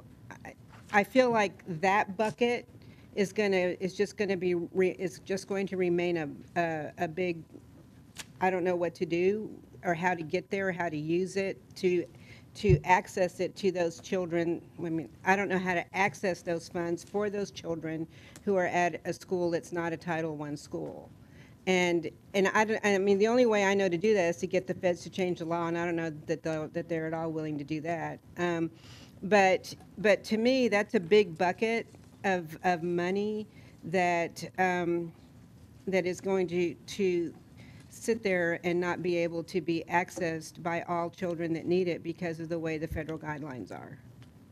Is that correct, or am I just Yeah, kind of missing? let me respond to that in Okay. two ways. So one is, yes, this is an important piece of methodology that we've got to be careful and thoughtful about. We want to make sure that we're understanding where there are constraints on how resources are flowing, whether those constraints are district-directed, state-directed, federal-directed, external funder-directed, however. And we want to make sure that we're confined to the things that we as a system have flexibility over. And ultimately, you're alluding to different buckets. That's exactly how we think of it. We sort of have this bucket analysis where you look at, so what are all the different chunks of funding that could go up to schools in this way? And then what are the rules associated with those? And some of those are going to have to, we're going to have to say, nope, like our hands are tied on this one. On others, we say, actually, there are some options to increase flexibility in some other ways. Nicole, when we do our community engagement, those are the kind of things that we need to be real specific about with the community in addition to recapture, because I think that no matter how often we talk about recapture, I think the community as a whole really hasn't got a good grasp of it, and they just don't get it. All they see is how much their tax bill is. And I think it's really important for the taxpayers to understand so that 40% of that stays or goes. 40%. 44%. 40% leaves. Yeah. And, it's just boggles my mind. 43%. 43% leaves. And so as part of our community engagement, just tip to the wise, because you are so wise. Thank you. Add that to your list of items. Ms. Bradley? Just real quickly, I hope this is a way that we can flesh out programs that we are receiving a return on our investments, opposed to programs that we have where we're continuing to do the same thing and just not seeing the results that we should. The other thing, going back to what I heard Mr. Schneider speak of, when he was speaking of the campus advisory councils approving the BTO, when I look at page 14, which is slide 12, it speaks of the school visits and the various focus groups that you may have. I would like to see if we could include campus advisory councils as part of those focus groups. We can, Ms. Bradley. Thank you.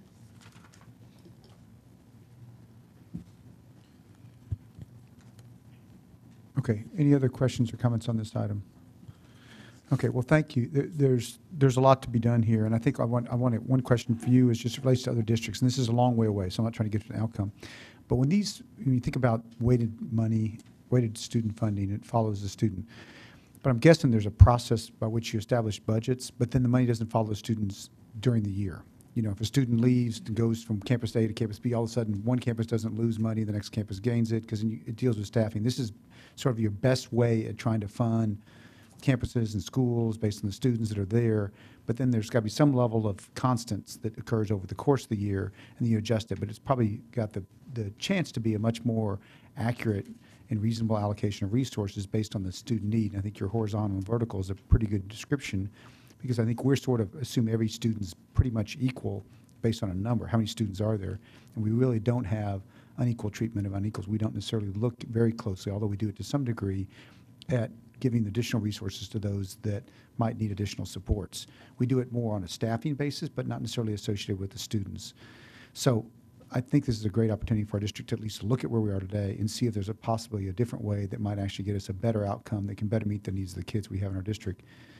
So I think it's a great opportunity, and we appreciate your bringing the expertise and resources of your team to support Nicole's just outstanding award-winning finance shop and to try to find a better answer for our district. So thank you for doing it.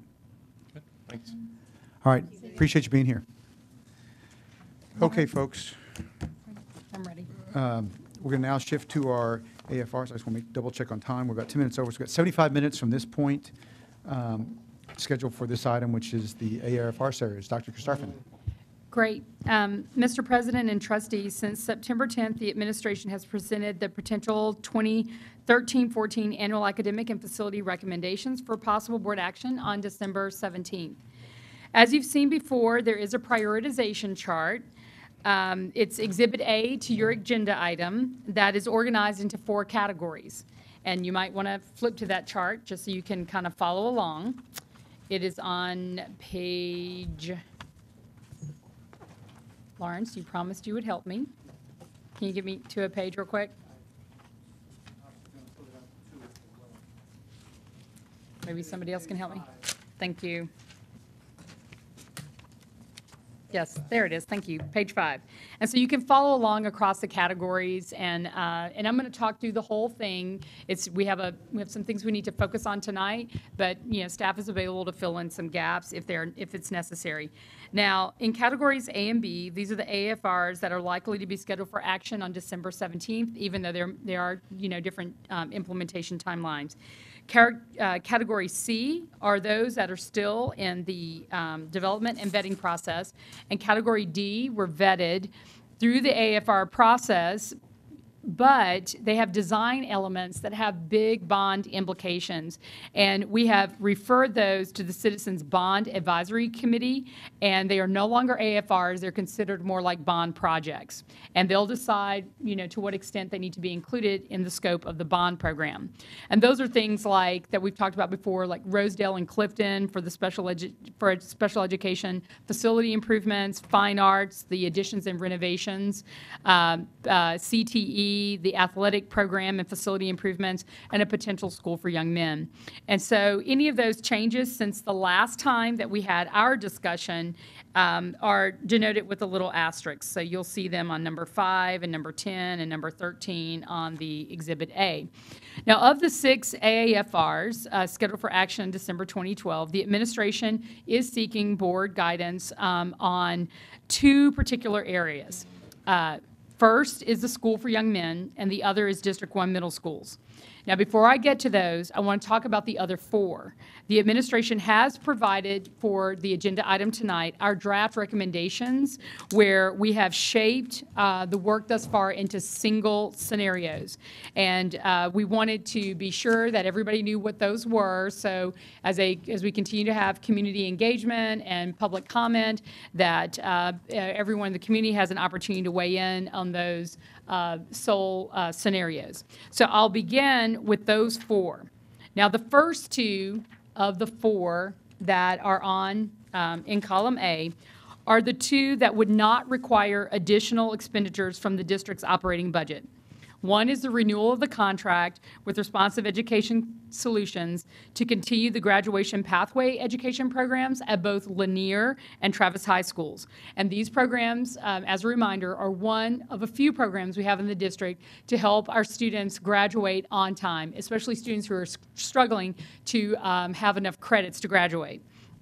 The second is establishing the campus-initiated in-district charter at Travis Heights Elementary School. And that's where the school is asking for flexibility in various areas such as program design, innovation, budget allocation, scheduling, professional development, and curriculum. And they have their own academic research-based models that they are implementing in the school. But this is our opportunity to kind of start testing flexibility and a little more autonomy, especially now that we're having this conversation about the per pupil funding. So Travis Heights has worked for more than a year and has done a lot of work in this area. Now, those are the 2, again, that don't require additional expenditures. The other 2 do require additional expenditures, and those dollars would have to be generated through a new funding stream. That could be a tax ratification election or even new grant funding that we could try to seek. But basically what I want to make clear is even though you may approve this in December, it needs to be contingent on us finding that new revenue to be able to implement these 2 programs. One is expanding and extending the district's dual language program. Two-way Spanish-English dual language at elementary is currently in 9 schools. We'd like to expand these areas to schools that demonstrate high need and readiness for implementation. The dual language program, both one-way and two-way, could even extend, remember it's expansion and extension up in grade levels to middle schools throughout the district, also based on need and interest. Now, in addition, we have a unique dual language one-way program for Vietnamese at Summit Elementary and a one-way Mandarin dual language immersion program for non-native speakers at DOS. And so we want to see a full implementation or a much more rich implementation at the start of the 13-14 school year for those two schools. But we know that we need additional resources to be able to do that. Now, the second one, and our final of the four, is launching the Any Given Child Fine Arts Program. This initiative combines the resources of the school district, the City of Austin, local artists, business, and philanthropic organizations, and moves AISD from what is traditional in all school systems across America, an arts-involved culture and environment around the arts, to an arts-rich design. And at the heart of that, it means that we'll be addressing further equity issues in the area of the arts, and also using the research from the work that the Kennedy Center has done with AISD to actually increase academic achievement and graduation rates. We'll also be providing professional development and coaching for teachers. We want to offer more diverse art forms and embrace cultural heritage by expanding out-of-school arts opportunities through leveraged community partnerships. We know we've been working on this for almost 2 years, and if we were to implement this at the beginning of next school year, this would be the official launch of the effort that would be 10 years in its implementation plan. And you have, on the attached fact sheet, those details about how this would spread out over the next 10 years. Now, we have done, we think of those four, those narrowed single scenarios are what you have as a fact sheet and what you can anticipate seeing for action on December 17th. The last two are the two that we still need direction from the board. One is the School for Young Men. The other is District 1 middle schools. And I'll start with the School for Young Men. You know, this reaches back even before my start date, where the community did express an interest in a brother school to the Ann Richards School for Young Women. And over the last few years, while there was interest, there wasn't quite what I would call momentum. Much like the Ann Richards School, when a donor offered $1 million to try to get the school off the ground, we have a potential funder in the Moody Foundation where they are willing to approve $4.6 million in funding over the next several years if the board should so decide to help with the implementation of a school for young men. Now, there is a planning team that has been working on this for over a year. They've narrowed this AAFR into 2 scenarios, and this is just how it breaks down.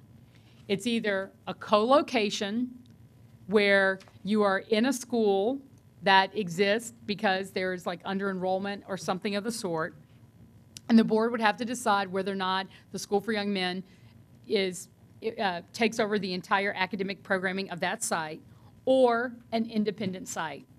And the planning team has demonstrated support for a scenario that is more in alignment with the latter, where we're in an independent site, and they've specifically named the Alternative Learning Center location, formerly the old Anderson High School, where we would renovate that site and make that the location for the School for Young Men. It would require that we would seek bond funding to actually renovate the site, possibly push back the implementation date 1 year to school year 14-15, just to ensure that even though the bond would be approved perhaps in May, that if it were approved, then we would need a little more time to get the school off the ground. But, you know, we would have to determine that at a later time. I'm not prepared to figure that out tonight. And then we would need to relocate the existing Alternative Learning Center program to another site because as we've noticed in the growth of Ann Richards and the need to have, we might not be able to renovate the entire space by the time of the launch date. We would need all available space and classrooms. Now, the planning team has shared with me their reasons for supporting this scenario. They think it's least disruptive when it's compared to the alternative scenario where you might displace students in another school. The facility is considered centrally located and more accessible for families from all over Austin. It is across the street from ACC, the East View campus, and since this would be a secondary school for young men, you know, that there could be some potential partnerships there. The cost of a new school would be over $60 million for a design like this, but the renovation would be less. But we all know it would be even less expensive if we used currently under-enrolled space, but there are pros and cons to that, as we've just discussed. And there is a feeling that using the old Anderson High School could help us, you know, bring more support for the project and actually connect the future projects and work of AISD to a past highly successful former high school. And from the administration's perspective, after extensive community feedback, you know, our read is that any kind of co-location is not a preferred option. So it's either we're going in full into a school or full into ALC, but there really isn't an interest for co-location. So if we don't renovate the ALC facility, the only other option, or I would say two options, is I would say don't do the School for Young Men, or you need to look at one of the under-enrolled sites and be clear that you're not doing a co-location. It would be the permanent site for the school. But so what I wanted to get clarity on as we continue to work with the planning team and really try to bring together a recommendation in December is, you know, is there real support from the board on having a school for young men? And if so, do you support this preferred scenario as articulated by the planning team using the ALC site, formerly known as the old Anderson building? So that's the School for Young Men. Separately, we have District 1 middle schools. And this is the one where I think it is still being shaped, and there is still yet no agreement from the planning team on exactly which scenario is the preferred scenario just yet. They agree that the programming should be college prep, the curriculum should have pre-advanced placement core classes, leadership, character, and academic rigor. That's all wanted, and essential to that planning is that we are using the middle schools to launch into early college, high school, early college start at LBJ and Reagan high schools. Now, the question is whether or not this type of program should be implemented in a single-sex environment. And that's really been at the heart of the debate. Recent developments may actually influence the scenario. The planning team did visit. We finally found a school district where there is an attendance zone-driven single-sex school design. It is in Grand Prairie ISD. And everybody put together a bus, they got in the bus, and some of the planning team members went out there to see what that was like. And I think they also saw a career and tech program that was outstanding too. So they saw a couple of things on behalf of the district. In short, the team members did come back impressed with the design using the attendance zone structure. They did express they wanted more time to actually go back and consider an attendance zone concept. And the planning team is actually going to visit tomorrow, right? Yes. Yeah, tomorrow, a few more single-sex sites in the Houston area, and we'll hear more about that. But the bottom line is, for tonight's purposes, I just don't think we have anything else to add to this discussion as an administration until the planning team comes back and is able to synthesize and shape their thinking one more time. But they were very excited that they had finally found an attendance zone design and that it is open and functioning and is moving along, even though there was some community concerns when they first started as well. So they got to ask a lot of good questions, and they have a lot of good information that they brought back for the planning team. But at this time on this one, I would recommend we allow the planning team to kind of continue some of their work, and as we come up on the next work session, that as I've asked them to please do, to really give me as much heads up on the front end about where they think the design might be going. But we don't have, like the other four, a draft recommendation from the administration. And as it relates to the School for Young Men, we really have narrowed it down to 2 potential roads we could go down. And on this one, I just say we let them continue their work, and I'll keep getting y'all some information as we go. But in closing, of the 6 AFRs scheduled for action in December on the 17th, 4 we think are ready for board action on the single scenarios, and that's if the board agrees. And what we most probably should spend our time on tonight is the School for Young Men, because I think we have enough good information to be able to answer more specific questions in that area, knowing that the planning team already has a preference. But if y'all are good with that, those are the 6 that we're focusing on. 4, we have single scenarios. 2, we really need to discuss. 1 of the 2, Pearson Garcia, I need more time. And School for Young Men, we're ready for discussion. Okay, so can we, as a process, to just go through the first 4 that you have, just to make sure there's not any questions, and in that way people can get comfortable, and as we move forward, maybe focus entirely on the others. So does anybody have any questions? I'm just going to pick them one by one. The responsive ed solutions continue at Lanier and Travis. Mr. Torres. Can I ask a general question Sure. first? I know we're scheduled to vote on these on December 17th. When are we going to get the recommendations? Well, the draft recommendations for 4 of the 6 are here tonight, right? So the 4 that I talked about, right? So We we can consider these formal recommendations from you. right, and then we're just gonna, and if y'all had feedback tonight, I would go back and shape them again. But Okay. we really feel comfortable about those 4. Like I said, the School for Young Men.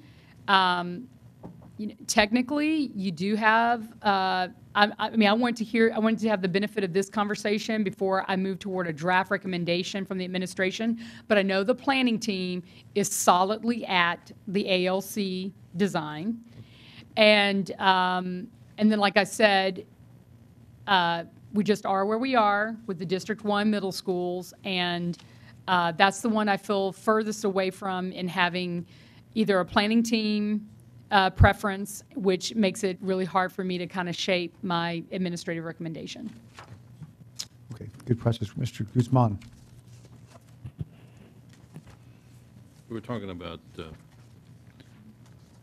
continued ed. We're talking about number 2, right? Number 2, right, it's the responsive ed. Last year, we put the programs in to deal with overage, undercredit, dropout recovery kids that we needed a specialized program. Do we have, Dr. Karstoffen, any data with regard to where that is now, what is done thus far? Mr. President, trustee of the board, trustee Guzman, they are just like any other high school, and we all are, at the beginning of the school year technically, so we don't have a lot of information. But the little what we've done for the board is at a quarterly point throughout the school year, even though it's not everything. We have provided some of the numbers, so we are using it. We are filling it up. We know we have other high schools that you want to use and do send some kids over to benefit from the programs at Lanier and Travis. But as far as like actual tangible outcomes thus far, no, we don't, which is why I'm only recommending that we consider 1 more year and see what happens at the end of the year. But the good news is we do have many students who are interested. And the number today, Paul, do you have the? Yes. Lanier, we have 111, and at Travis, we have 103. Did that answer your question? Okay, other questions about this particular one? Mr. Snyder, do you have a question about the responsive ed? Yes, and I also had a general question that I wanted to bring up as well, too. Paul, the numbers that you just quoted, are those kids only at Travis or Lanier, or are those from throughout the district, or what? The majority are going to come from those schools, but we did open up to other campuses as the need came up with individual students. Okay. Can you give me a rough idea of what the breakdown is? I can send that, and I do not have that with me. You can answer later. Sorry about that. No, Yep. That's fine, thanks. And the general question was, I wanted to get a sense from Dr. Karstoffen, if I could, as to what, if anything, is impacted by delaying either some or all of these decisions until January, March, whatever. I mean, the concern I've got is one of timing, that you're going to have 4 new board members making a call on this at some point with little to no benefit in terms of either discussion or information. Obviously, they've been able to watch what the current board does, take advantage of all those questions, all those kinds of things. But with the recent move to a 2-year cycle for the AFRs, my concern is that it puts us in a place where every 2 years we're going to have this exact same issue.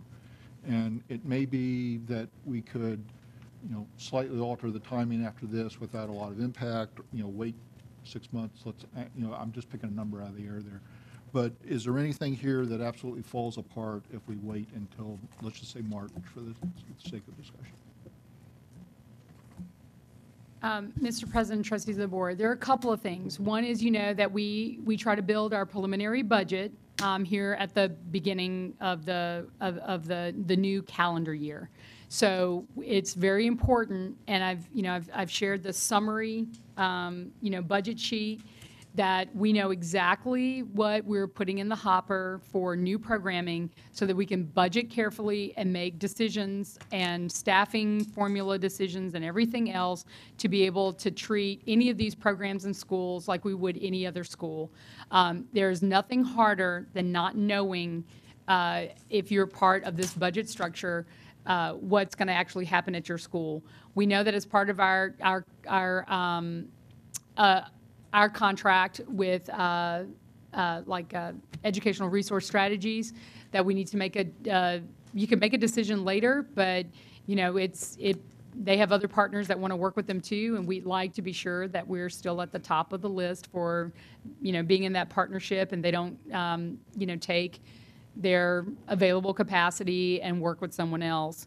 So, at the end of the day, when I look at all of these, the one, I think, you even have a policy that says if you're going to make any kind of programmatic change, you need to do it one semester before the start of the next school year. So, while I guess you could wait on some, maybe the 3 that I think have the biggest impacts are the ones that, like School for Young Men, or if you're going to change anything at Pearson Garcia, that would automatically trigger those to another school year, unless you decide to waive your policy or something. But we've kind of gone through this process multiple times, and in order for us to ensure that we're being fair and timely with our schools and budgeting appropriately, after much process around the facility master planning framework, we all agreed that this December timeframe at the end of the first semester, so parents can pick schools and enroll their kids where they want to go, which starts happening, Paul, right? Y'all know that opens up in January. It's only fair to parents that they know what they have. And I know I got some Travis Heights Elementary people that are shaking their head, yes, yes, yes, because they want to know what they can do and plan how they want to use their resources. And but we do have a board orientation for the new trustees. I'll be there with my team. We'll answer all of these questions. Many of them have asked during the campaign trail and have followed up with questions of their own. But my team and I will make ourselves available to try to get them up to speed as quickly as possible. But at the end of the day, the board can decide whatever it wants to do, and we'll make adjustments as necessary. Okay, well, I have varying degrees of comfort with what you posed here, and, as you pointed out, the Travis Heights thing, I'm very comfortable with. I could vote on that right now and not feel any regret at all on it. But I do think that we have a fundamental problem in terms of the timing of this, where, as I tried to point out, the way it's set up right now is that with our 2-year cycle, we're going to be hitting every 2 years when we have newly elected board members. And some of it is not a real big consequence. In the past, we've had 2 or 3 new board members. This time we happen to have more than that. So, to me, it's something that we ought to be possibly taking a look at in terms of modifying our schedule such that we do have some consideration given to that particular issue. Sure, fair enough, and we can make that adjustment, and the board can change its framework again. Let me just, Robert, just in that context, we originally approved this framework of AFRs for December when board elections were in May. And so this maybe highlights, because now the board elections moved to November, it's changed the dynamic, and maybe that requires a change in the timing and then we have to look at what that means from policy standpoint. So I think it was well intended. It's not like there's a script, but just the world's changed a little bit. So it may be worth it for the new board to rethink about the timing and figure out what works best in the context of board elections and people coming on. And Mr. Williams, I'm not trying to suggest there's anything untold or subverted or any way in this. I just think that there needs to be some discussion about the fundamental alignment of this process with the election of the board. Yeah, she's just doing what basically she's supposed to be doing. It may be time to think about something different moving forward. Yeah, Dr. Christopher, I'd like to add to that, another timing factor is the need to put contracts in place so we could actually get the work done to prepare to implement that following school year. So that December comes into play there with, other decisions such as contingency and contracts and advertising and design and getting ready to open that following, school year. It's certainly a tough question because it's also staffing. It's people that we want to try to. So there's a lot of challenges about when do you do stuff and how do you do it in enough time to get all of it set up to run a program the following school year. So a lot of variables. So that, I guess from that context, I was trying to get to each of these the way you have here. And Ms. Fenders, your comment about Travis Heights, which we'll get to in a minute. But some of these may be relatively simple. We're not making approval today. The new board will have the opportunity to actually be the ones that approve it. And if for some reason they find that there's lots of cause for consternation, they can certainly choose to not approve it next month. But really, at this point in time, trying to say, are there some of these that feel like they're pretty ready to go? We can give any additional questions, and then hopefully, over the next month, and many of I know 3 of the newly elected people are here today. Welcome, welcome. That they can ask questions to, and maybe try to shape whatever that's going to come out of it. So, with respect to responsive ed, are there any questions or concerns that have been already addressed, or that are about that particular proposal, or can we move forward from that one, Mr. Torres? Mr. Williams, I'm comfortable moving forward with it, but I just had one follow-up question to the question about how many students are registered there or taking advantage of it. What's and the question may seem kind of awkward, but I think you'll get the gist of it. Of the 102 that are there, what % of the market does that represent? In other words, of all the students that we would like to recover that might be out there, how many of them are we really recovering? Is that 100%, 98, 50, 20? We can get exact numbers, but the way we would do this now is every cohort beginning with their freshman year. So the seniors this year, we're tracking back to when they were freshmen. So we're tracking back the senior class, the junior class, sophomore class, and then this year's dropouts. So the number is going to be a significant one. It is, we can get those specific numbers for you. I'd rather give you an exact number, but it is not at 100%, not at half. It's a small program. And this is, of course, in addition to the other programs we do, like Twilight, Delta, many others. But we're talking about the need to try to get in students who should be graduating this year and left when they were a sophomore or a freshman. And so it's, that's the intent behind the program. But we can get specific numbers for you. Yeah, that would be helpful if we could understand, what % of, there's sort of this whole pie, and as you said, some students go to different programs to meet their needs based on a variety of issues. Of the ones that we would want this program to try to ideally address, what % is this 102 or 104 that we have at each of the schools? Thank you. Okay, Ms. Moy, I know you had your hands up on this. Did you ask all your questions? About responsive ed. No, responsive ed is another one I'm very happy with as well. Okay. Ms. Moya, any question about responsive ed? Ms. Lavoy, question about responsive ed?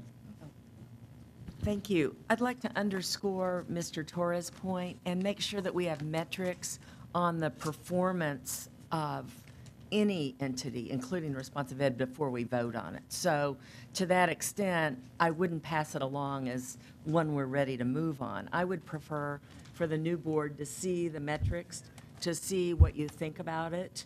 Is it performing? Is it not performing? Just knowing something between 50 and 100% that's not enough information for me. So I think we need metrics, where we have an existing program and you're presenting an AAFR, we need to have the measures of success for that program in our documentation. Ms. Moya. Regarding the responsive ed programs at Travis and Lanier, they are very successful. They're full, as in overfull. The kids, from what I understand, the students who are going there are catching up. Some of them are matriculating back into the Travis or Lanier. They're not staying there. They're catching up and then they're moving back. The program is not intended to recapture any of those students who are over age. So any of those kids would need to either go to Premier, or should we decide to expand the program even further at a future date where we have an additional campus somewhere else, those former students could go there, but they wouldn't be coming onto an existing high school. So, you know, as a trustee who's got one of these schools in her district, the high school campus is pleased with the performance. The students are doing well. Like I said, those who are catching up are moving back into their high school, back into their cohort, and re-engaging in their extracurricular.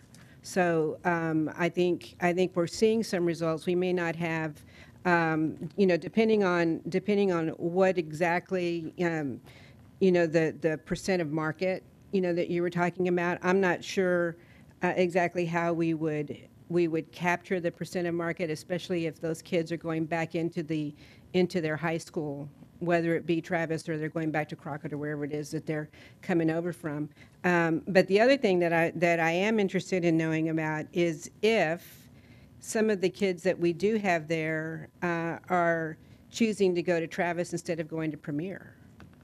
Because when Christine and I were at the Premier School in South Austin, one of the students who was from Crockett, I think, right, said that if she could have taken that set of courses under those particular guidelines at Crockett, she would rather have stayed on her campus. And so I'd be interested to know if there were kids that are choosing to go to Travis or Lanier instead of dropping out or not dropping out, but withdrawing and going over to Premier.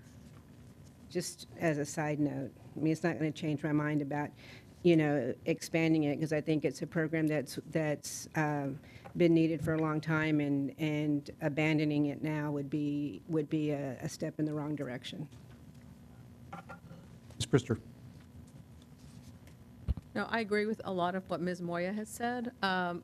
It's clear that responsive ed at Lanier and Travis is serving a population that we have not been able to retain. That's been the problem, I know, at Lanier, is that we can get the kids in, they can go to Twilight School or Delta or whatever program we have, but it's not keeping them there. They don't stay. So this has really been a good program for us to retain those children and move them on through the system, and get them prepared on for college. So I've been really pleased. I've heard some stories within the neighborhood. There's still an interest in other families trying to look into the Lanier Premier program. So and I've put it out there. You know, it's also at Travis if they're in the Travis zone. So it is something that I continue to support and would like to see this continued. So, Paul, I guess when your team comes back, you know, just as much data as you can have. It's difficult to have quantitative data because we're only 3 months into this thing, but you certainly get qualitative feedback that you can convey. In many ways, this has almost got to be a 2-year pilot and find out, is the data at the end of the year should actually reflect it, but give the data you have. I know we heard earlier there were other high schools that would love to have had this program as well on their campuses because they've got similarly situated kids who really realistically can't get into Lanier or Travis geographically, that it's too far away, but they would like to have these same resources and programs. So it seems like, you know, it's one that if the recommendation is today, which is you're moving forward with it, certainly the new board's going to have some opportunity to weigh in and find out if there's some additional information they need, and hopefully they can decide on that in December timeframe. Ms. Bradley, I saw it when I started talking to you. Were you okay? You okay? Okay. So let's move to the, so the second one, let's go to what's item 4 on this, the campus-initiated in-district charter at Travis Heights. Does anybody have any questions, comments? Ms. Moya? Well, I have all kinds of comments. Kudos, lots of kudos to the Travis Heights community. They have done an excellent job of not only engaging the community, but staying engaged on the campus. The teachers are doing phenomenal work. They had a third party come in and go over some modeling with them a few weeks ago that I got to sit in for a little while. It was quite interesting, and and it was just for the teachers. And I don't think I've seen teachers act like elementary school students, you know, and modeling what an elementary school student would be doing at a, you know, in a work group and all. It was really quite interesting, and I was trying to imagine what it would be like for the students themselves to be doing those same kind of projects and working in those small groups and coming up with some of the concepts that were going on. So I was real pleased with that. They're ready to go. Any delay on this project would delay them by a year, and the community is the parent community is excited. They're looking forward to it. They definitely have ownership. And are committed to it. So it's definitely a program that I think is ripe for success. Thank you. Mr. Guzman? I would definitely echo those the suggestion to move on and what I've seen there. I'm there just about every day. I have a grandson there, so I'm looking forward to the implementation of that program. There's a lot of, you can feel the energy and the excitement. So I think it's ready to go. That's great. Other questions, comments on this one? I'll support. Okay, is everybody, looks like I'm seeing no head shake. Okay, so that one seems like we move on. Let's go to, just in the order of dual language program expansion and extension. And remember, expansion is kind of like we just talked about. It's horizontal and extension is vertical, right? So just like our strategy that we had. So questions or comments around the dual language expansion or extension proposal that's listed in the document so far? Ms. Lavoy. To say thanks to Dr. Karstarfin and the academic team. This is a real gem, and you all have grabbed onto it. You've handled it marvelously. I feel like it's in good hands with our academic team and see nothing but great things. I think this is one of those points that will distinguish us from other school districts. It will make us nationally important, and it will show that we value 2 languages for our children, whether it's Mandarin and English or Spanish and English, or, you know, there's no telling where we're going to go with this. So I just want to say thanks, Dr. Karstarfin. You grabbed onto this fast, you moved it fast, and way to go. Thank you. Ms. Moya? I think that there are so many schools around that want to be part of this. I think we have to expand the program. And I was pleased to see the concepts for middle school, because, you know, those elementary schools that have dual language in them, let me start over again. The parents who have children in elementary school who are participating in dual language are looking for the middle school connection. And so we need to have that. And by extension, we need to figure something out at the high school level. I don't know what that is. You know, I don't know if it is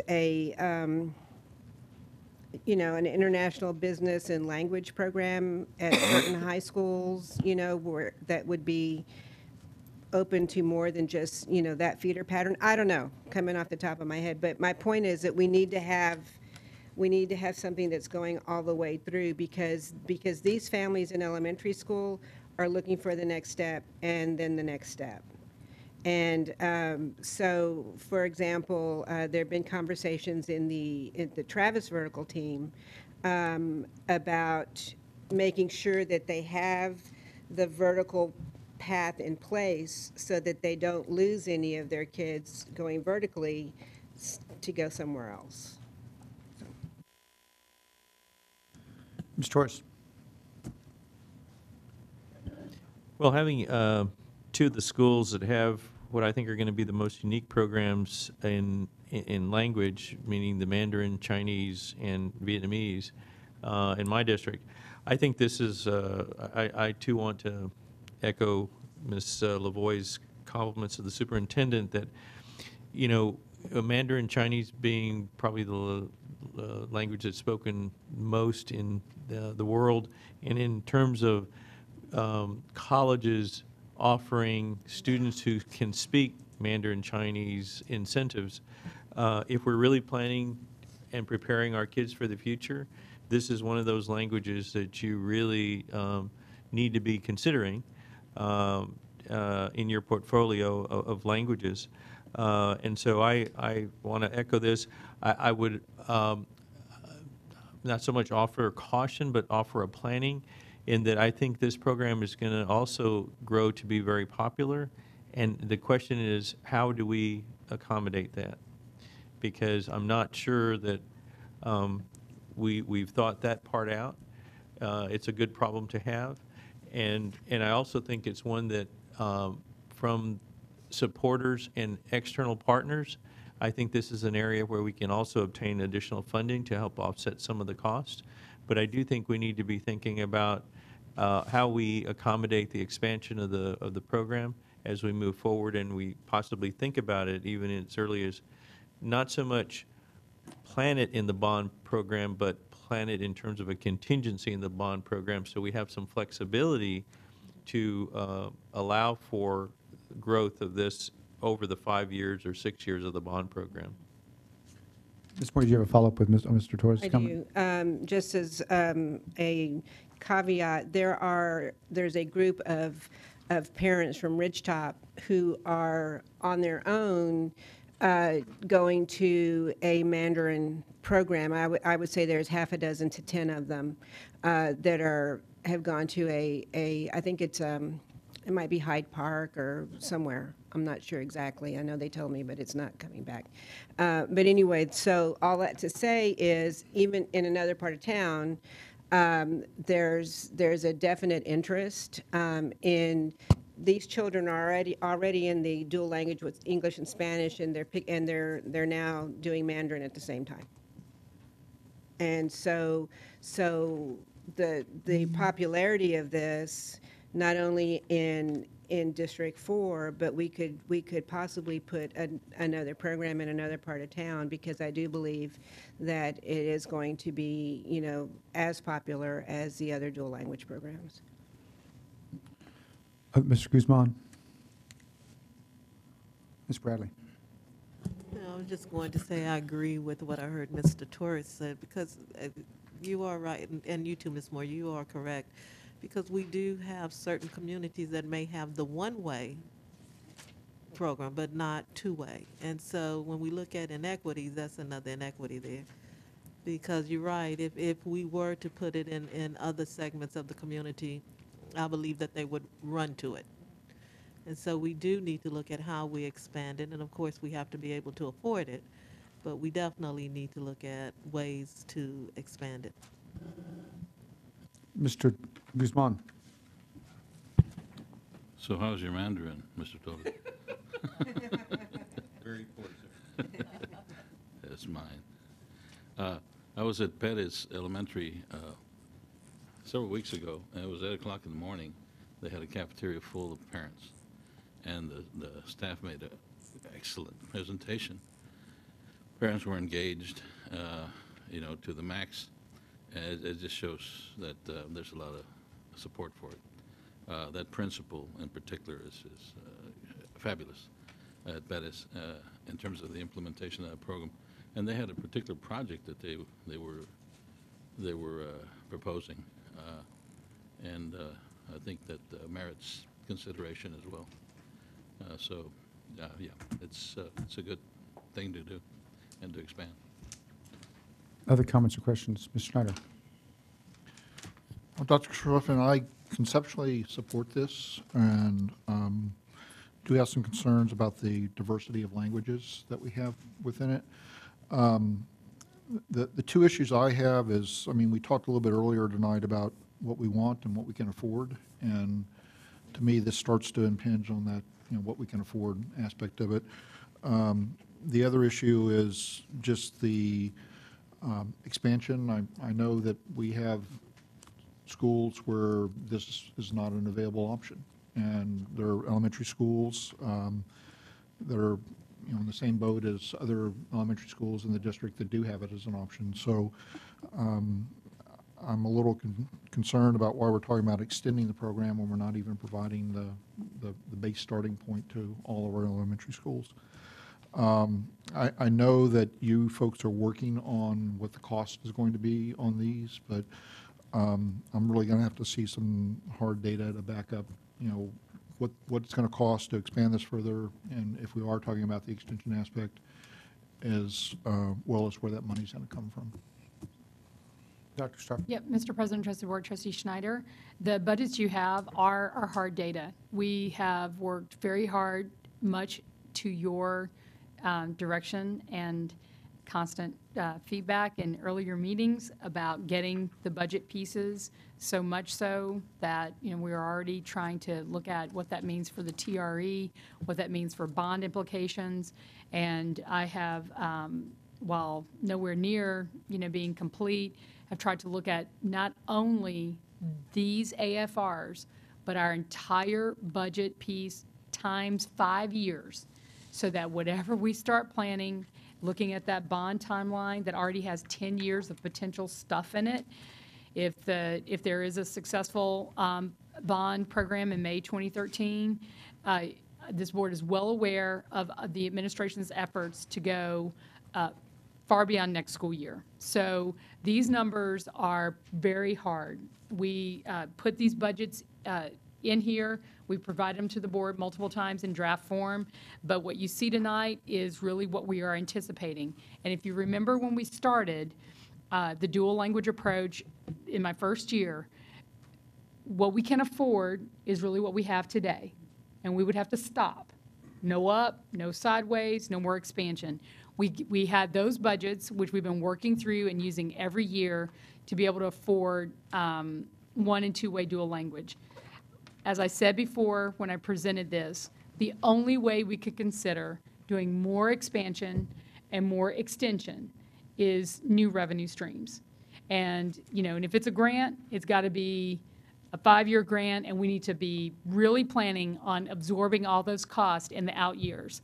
So this is one where I've made it very clear to everyone, and if not, I'll make it clear again, that, again, even if you approve it, which I strongly support, it's only possible if we have those new revenue streams.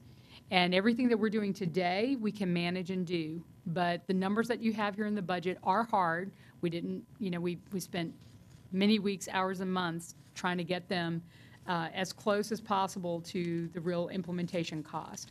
So and we put a lot of specificity in the budget sheets, but if there are things that you feel like, any of you feel like you need more details on, I would need to know that so that we can unpack that or flesh out new numbers, or if there's some number that doesn't look right to you. But the numbers you have attached to this starting on page 2015 and going for 3 pages are really the budgets that we think it would take. And we've worked very closely with our new chief academic officer who came out of Isleta, where they do dual language like the back of their hand. So I feel very comfortable about these numbers. But if they're just things over time that don't look or feel quite right, please feel free to let me know, and we'll go back and just double check and make sure we've got everything in there.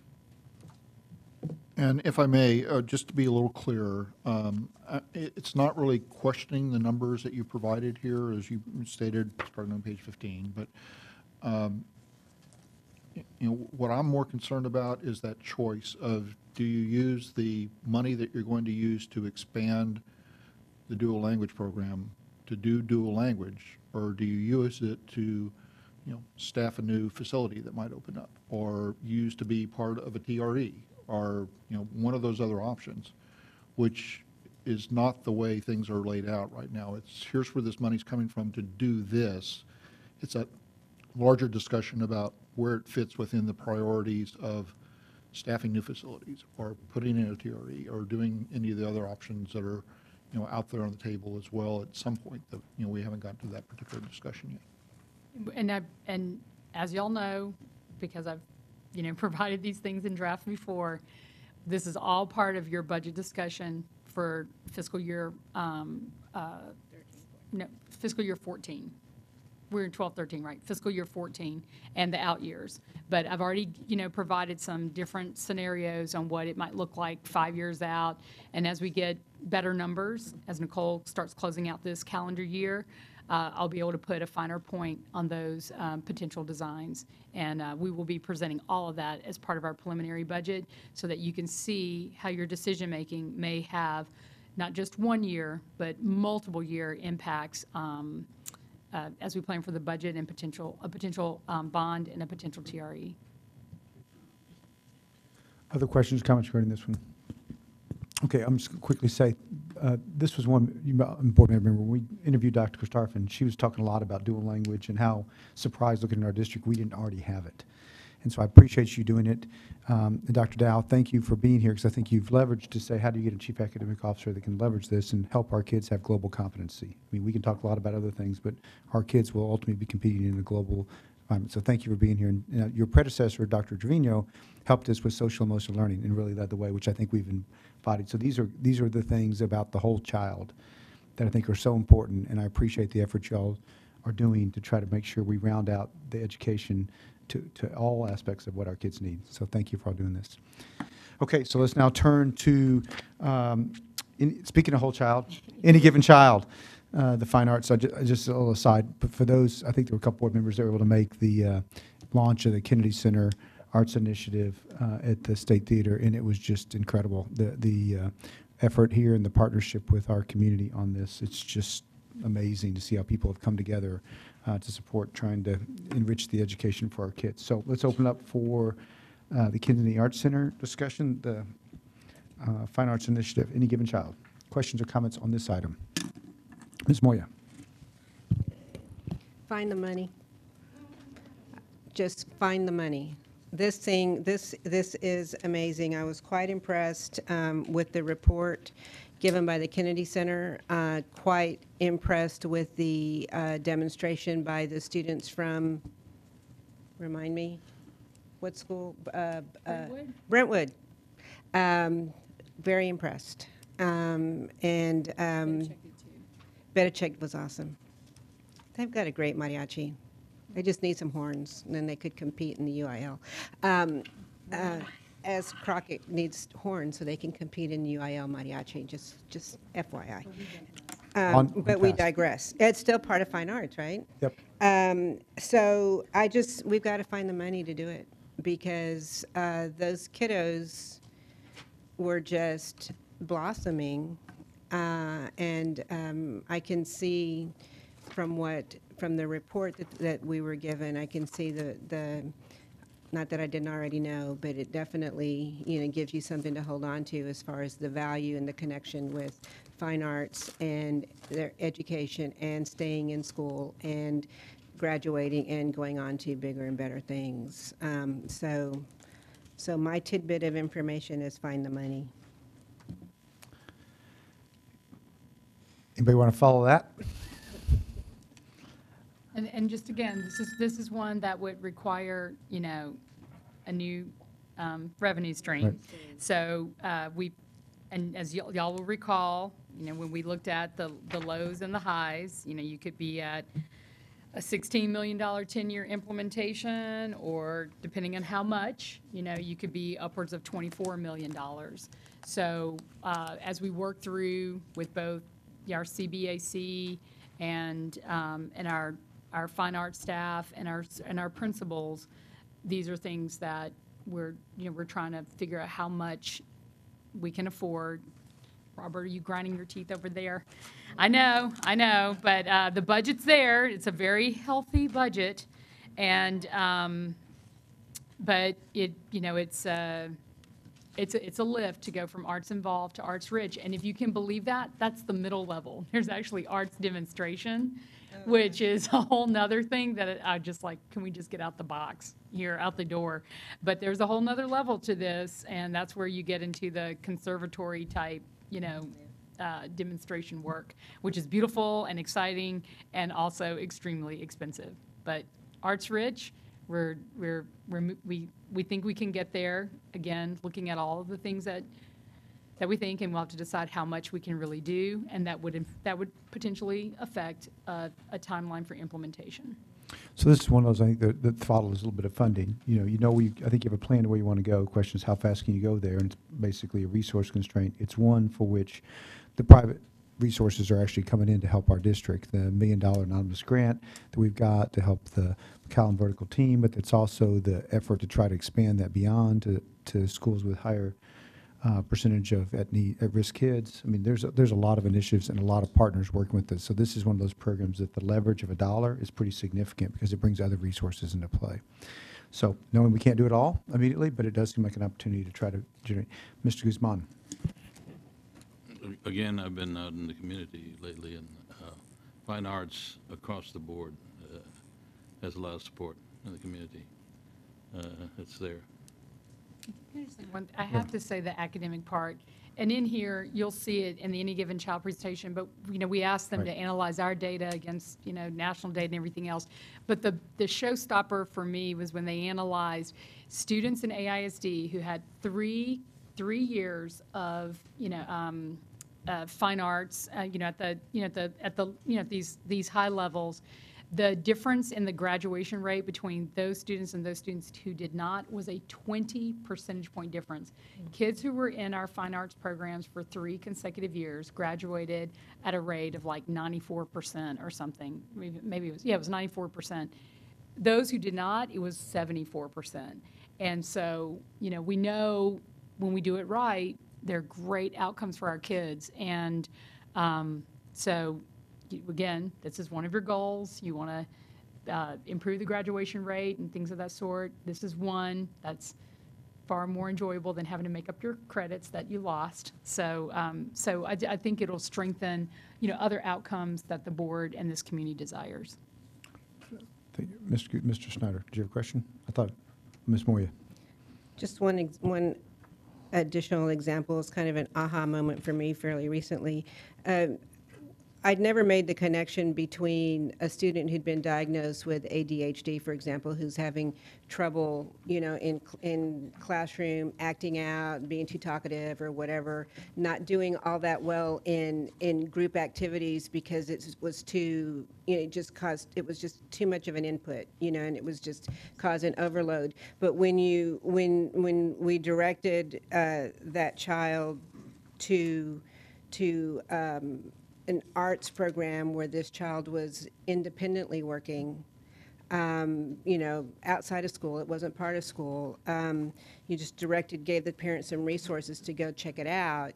And when they came back, what they told me was that program of giving that child that outlet of working individually in art. It was drawing, and this is like a second grader. But anyway, my point is that influenced the kid in a positive way when they went back to school because they were able to concentrate and focus. And so the benefits of fine arts for our children is not just for our children who are, who don't have some type of a learning disability or something. It's for all of them. Every single one of them is going to benefit in some way from an arts-rich academic programming. I just think that we have to find the money.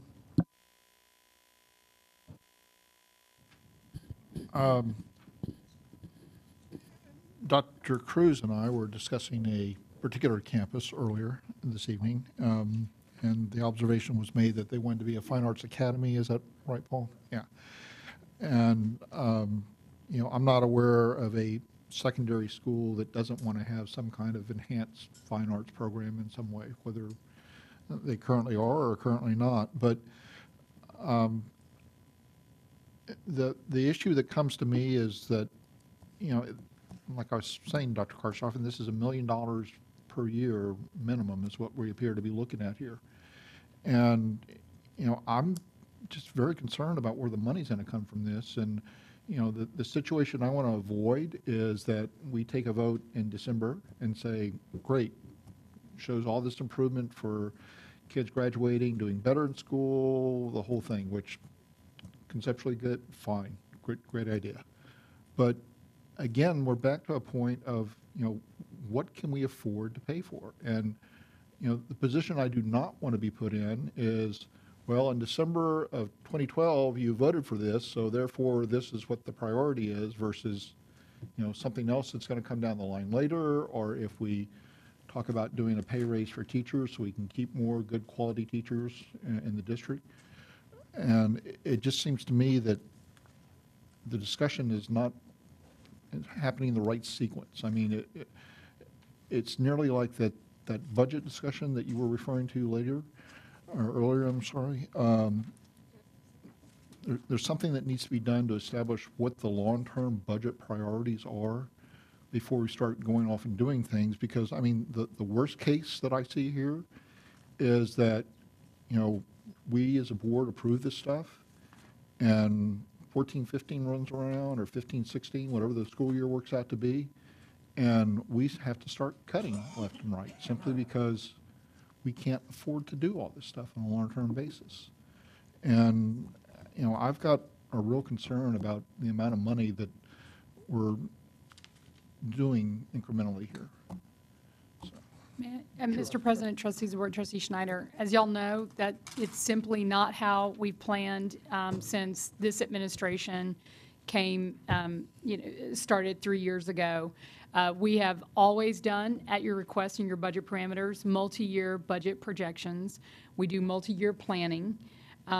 We were able to make the reductions short and long-term, be able to manage that $60 million permanent cut from AISD, thanks to the state budget cuts in the last legislative session. We were able to manage all of that because we do multi-year budget planning, and I don't think there's been a year under my leadership where we've left AISD in the lurch. So that attitude, that, planning strategy, that effort to look as far out as humanly possible in a business where no one or nothing is structured to help us look far out into the landscape, I think that we do a really good job for this community in making that happen, even though it's not normally what happens in public schools. We go year from year, month to month, managing as we can go. I don't think that's been the tenure or the tone of the leadership of this CFO. And we do win awards and the comptroller's transparency awards and everything else for our budget process. And we have every single year in this administration. What I promise you, and I have done before, and I will continue to commit to do, is to keep pushing out the year so we can see what all these things mean beyond the planning year that we're in, so that you can see it all over a nice, chunk of time. And while we don't have all those answers tonight, the board does know that we have been putting together drafts upon drafts upon drafts, thinking about this long before any of these discussions even came into being, and to the best of our ability, we continue to, work on those drafts. In the meantime, I know this, and that's why I started the presentation the way I did. If you approve these things in December, for those that have budget impacts, especially operating budget impacts, we need to make it crystal clear that we vote to support the concept, but we know we have work to do in the bond, and a lot of these things you're not going to be able to do unless a bond passes. And the second piece is you're not going to be able to do it unless a tax ratification election or some big mega grant or the lawsuit or the legislative session, well, there's a bunch of ors, this is Texas, shakes out where we see some windfall of dollars. And if not, our reality is our reality, and we're going to have to say no to some things. And while you may approve something in concept, you might want to push out the implementation date to be sure all those bases get covered and that you're comfortable with where you are. And as we've said, I anticipate that given the upcoming legislative session will be in August of 2013, finalizing our budget, right? Just like we have before. So, but I think that it is prudent for the board to give us clear direction. So as we're planning preliminary budgets and trying to give you those out-year projections, that we know the things that you would like to have so that we work toward them. And if this community wants them, that we work hard to try to provide avenues for these things to be funded and actually implemented for our kids. So while fair enough, I probably am not getting a lot of sleep and can't wait for the legislative session to be over, I do promise to provide to this board at least a 5-year projection so that we know what we're getting into if we start finalizing these things before you take action on the budget at the end of this school year or into August. But we will have that, and y'all have seen, and I've talked about on TV and everything else, some draft ideas about how we might be able to get there. So I hear your concern. I'm equally as concerned, and we will work on ways for y'all to think through those things. So the board will be in a position where if whatever happens, whether the money doesn't come through in a grant, the money doesn't come through from legislation, litigation, anything else, we can say, yeah, this is a great idea, but we can't afford it. You're going to have to. Okay? Fair enough. Thank you. And I just want to observe, there's going to be lots of people not getting sleep this legislative session, because I see Edna back there. Good luck. We wish you well. Go team. Okay. Any other comments on this particular item? We're good to go. Okay. I know that went a little bit longer probably than anticipated, but I think it was actually important to give some discussion about those four, so hopefully we can move forward and the new board will have the benefit. I know some of the members were out there able to listen. Let's talk about the School for Young Men. This is not the District 1 school, just the School for Young Men, which was being proposed and funded by the planning grant from the Moody Foundation. Right, Thanks and to them remember, and their generosity. Again, just as a quick summary, the planning team feels strongly that we should consider it at the old Anderson building. The other avenue involves, working in existing school sites. We propose that you start considering, if we go down that road, currently under-enrolled sites. But to be crystal clear, if we go the ALC route, it is at least, and we're guessing right now, 20 to 22 million, I'm guessing, I mean, like we know based on our facility projections and what the CBAC has talked about, it's a $22 million renovation, right? And that will get us into the door. We've even tried to break it down in phases on how we could still potentially launch in the 13-14 school year while some of the renovations are going, using some of the contingency funds and so forth, which we'll talk about more as I see the whole scope of contingency fund usage, which are articulated in the attached budgets. Any impacts on that, how we might be able to get out of the door. But that's really the issue. I think building a whole new school was not of any interest from anyone, knowing that we have capacity in our enterprise to do this at an existing while needing to be renovated site or sites that are under-enrolled. So probably a good place to start is, do we really want a school for young men? Is there any feedback on that? And what do you think about the planning team's preferred scenario? Those are two good questions teed up. Ms. Moya. Okay, several thoughts here. First of all, do we want a school for young men? I know that the topic came up when we opened Ann Richards 6 years ago. There's been a ongoing conversation about that for a long time. I'm curious about how we would go about enrolling that school. if it would be something similar to what we're doing now at Ann Richards, which, in my opinion, is skimming, and I'm uncomfortable with that. And so, and I say that because there are application requirements that have to do with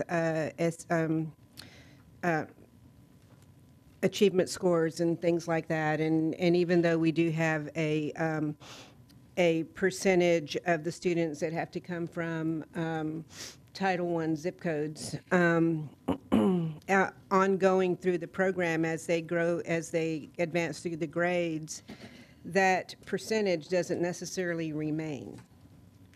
And meaning that students leave, some students come in, and so that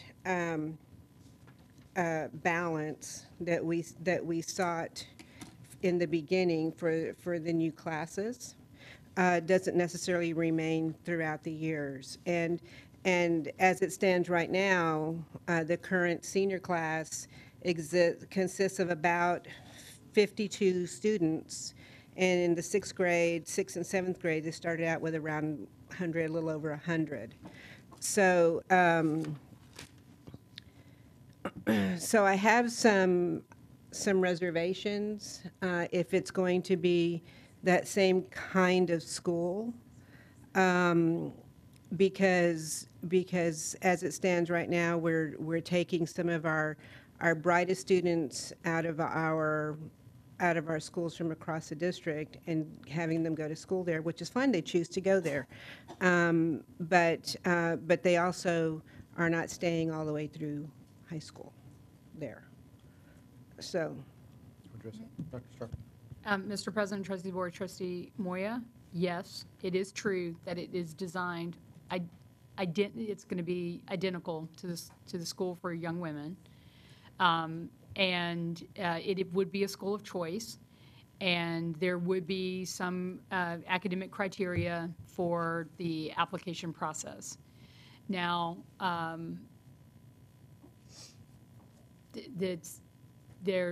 I don't think there's been any discussion thus far about changing that approach. The concept was to basically mirror a design that was similar to the School for Young Men. So what you understand for that, for Ann Richards, is what we would be doing in this school. Okay. So I guess for me, the jury's still out, because I haven't come to terms with the skimming off the top, so I'm still having to think through it. I agree that co-locating isn't a good idea. I'm glad that they've decided to push that off. I wasn't comfortable with having 9th and 10th graders on a middle school campus. I mean, 9th through 12th graders on a middle school campus. I think that using an existing facility is the wisest thing. I don't know if we've looked at or priced out what it would cost to raise that building and build there. I don't know if that's what the 60 million was, or if that was. It would be more than the 60 million. Well, I don't. Yeah. Well, I mean, you gave us a site. 60 million and a 22 million, so Yeah, I didn't know what 60 was what. Yeah, 60 would be like if we built from scratch and we already own the land, and which is, and then you would add some more if you're going to raise a building and then rebuild completely. But we do know that it's still got good bones. It just hasn't been renovated in a really long time and isn't prepared at all for every day, like a comprehensive school all day, because right now kids come and they go. They come and they go. But science labs and things of that sort, it's desperate, Yeah. That's how we got to 20 to 22 million. So I don't know that any of us really need, an estimate of what it would cost to raise the building and build a new building or not. It was just something that I thought about. So for me, I haven't decided yet if I can support or not support a school for young men for all the reasons that I expressed with our experience at Ann Richards. No disrespect to what's going on there because they're doing great work. Very, very good work for those girls. The other thing is, if we move forward on this school for young men, I would like for us to consider making sure that if we have a student who is having some academic challenges, that we mentor and tutor that student, and that we don't encourage that student to withdraw and go back to their original, their home school. Other questions or comments, Mr. Schneider? A couple if I can. First of all, Ms. Moya, I just want to get some clarification on what your perception or your issue is with the, and I'm sorry if issue is too strong a word, but you cited the number of kids that leave, which is also my understanding, but is the concern centered around a disproportionality of kids that select to go there from the non-Title I zip codes versus Title I zip codes at the end? Let's say they're 12th graders, as opposed to when they came in as 6th graders? Or I'm not quite clear as to what it...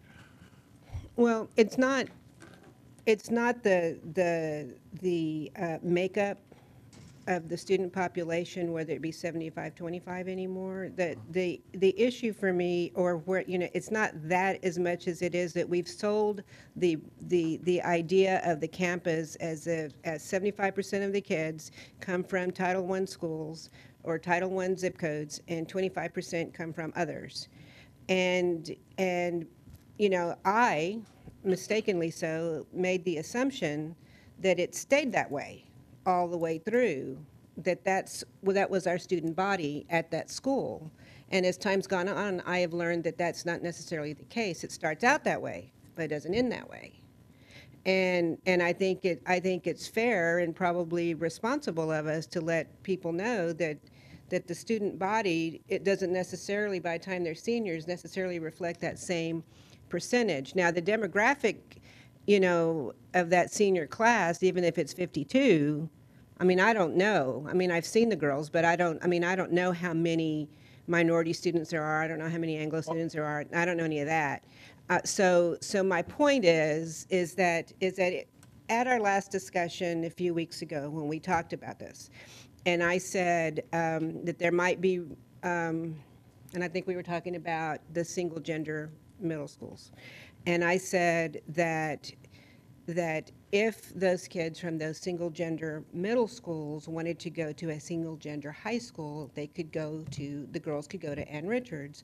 Someone said, oh no, there's not that much of a reduction of student population at the high school level. But what we found out shortly thereafter was there is quite a bit of a difference. If it starts out with 100 and by the time they're seniors there's 52. So there is room should something like that happen. So my point is it's not exactly what we've billed it to be, general to the community, and for me it's a bit of a disappointment that we don't have a full school in all grades. Well, just, I'm not addressing the issue of the ethnicity of the kids. That's not where my point is. But, I would share that if, as the extreme example, all the kids from the Title I zip codes left to go wherever, and the only kids that were left there were kids that applied through the lottery system that they have. I don't know what that number is, what that makeup, it may be still 1 in 4 of the high school class is lottery, whereas the same ratio was when they applied in the sixth grade. I don't know, and I don't don't recall having seen any data that says that, although I'm sure you guys They have probably a have it. fairly good idea of what it is. But, I mean, I would actually want to see what that data looks like before we start making assumptions that we're biasing things in some way, because they're more, let's say, kids that are not from Title I districts as seniors versus, you know, that same ratio that applied. Right, with. I understand that, and I didn't mean to suggest that I was biasing anything. What I am saying is that what I've been told is that the only requirement for that school, for that ratio, is the incoming class, that incoming cohort in that first year. Whatever flux there is between 7th and 12th grade, that's okay. Yeah. And so what I'm saying is, I thought that it was 75-25 forever, 6 through 12, and have come to find out a few years later that that's not exactly the case. Yeah, and I simply don't know, and I don't think the board has ever seen any data that says, this is actually what it looks like. I mean, my takeaway from what I've come to know as self-selection schools, which is what I view Richards and Lhasa and Keeling to be, is that if we have to go to the extreme of having kids take tests and write essays and get recs from teachers to apply for these campuses, then that's a real clear signal that we don't have enough of that particular resource or service, or however you want to look at it. And that, if we're making them apply to the extent that they first all have to go through that process, some of those kids are going to be on a waiting list at some point. Oh, We need more of it, is yeah, what it okay. comes down. I wasn't sure if I understood what you meant. We didn't have enough of that, but I see what you mean. We need more. Okay. Well, thank you for the clarification. You're welcome. Secondly, I mean, my take on this is that I think we need a school for young men at some point. At that point, I'm not sure exactly is when we're, where and when we'll be implementing it. I'm not an attorney, but I still think the district is liable to Title IX issues, simply for providing something for young women, but not for young men. So, I on that basis alone, I mean, I think that we need some kind of school for young men out there. The thing that I would just not support in any way is spending $22 million to redo some campus, especially one that's projected to open for 230 kids. I mean, $22 million is really starting to push the cost of what it would cost to open a brand-new elementary school somewhere. And when you start talking about what the priorities are and where things weigh out to be, I think there's a greater need to provide relief in some parts of town. North Central is a real good example, or what some parts of town are now calling themselves North Central. To do that versus spending the money to do something like this. I have a clarifying question then. So, if we don't do that, as I've described, it means that we would either not do the school at all, or we would move into another site, knowing that no one likes the concept of co-location. That means that we would be phasing out an existing school program and putting the school for young men in there. And let me be crystal clear, when we say phase out the old program, that means that it is possible that you would be displacing children who don't qualify for the school for young men based on whatever the criteria is, which will be similar to the school for young women. And now that I've played all that out, and you don't see us doing a $22 million bond project, do you support doing it the other way, where we use an existing under-enrolled school and put the school for young men there? Well, I've got a little bit concerned about the process. I mean, I don't want to be put in a position of just saying, I support a school for young men, so therefore we're going to put it at this campus, when we don't know what that campus is or how the community feels about it. I mean, that's one of the things I'd like to discuss in a more general case about the facility master planning process. Mm-hmm. But my preference is actually co-location. I realize that that's not what I'm hearing that you guys would like to do. But, I mean, that would be my preference for what we do. And when we've described our other under-enrolled schools that are, without spending a lot of money, trying to make it a secondary level type design, where there's, space for some athletics and science labs and things of the sort. The ones are Lamar, Garcia, Pierce, Covington, and I'm missing one. Martin, right. So those are really, I mean, and they all have their pros and cons. Of those, or is it, I mean, if the preference is co-location, given what you know of those schools, is there one that you think is better than the other? What would you need us to answer to be able to feel comfortable about a co-location? Well, to me, the starting point for a co-location would be, what does the community feel about having some kind of co-location at a particular campus?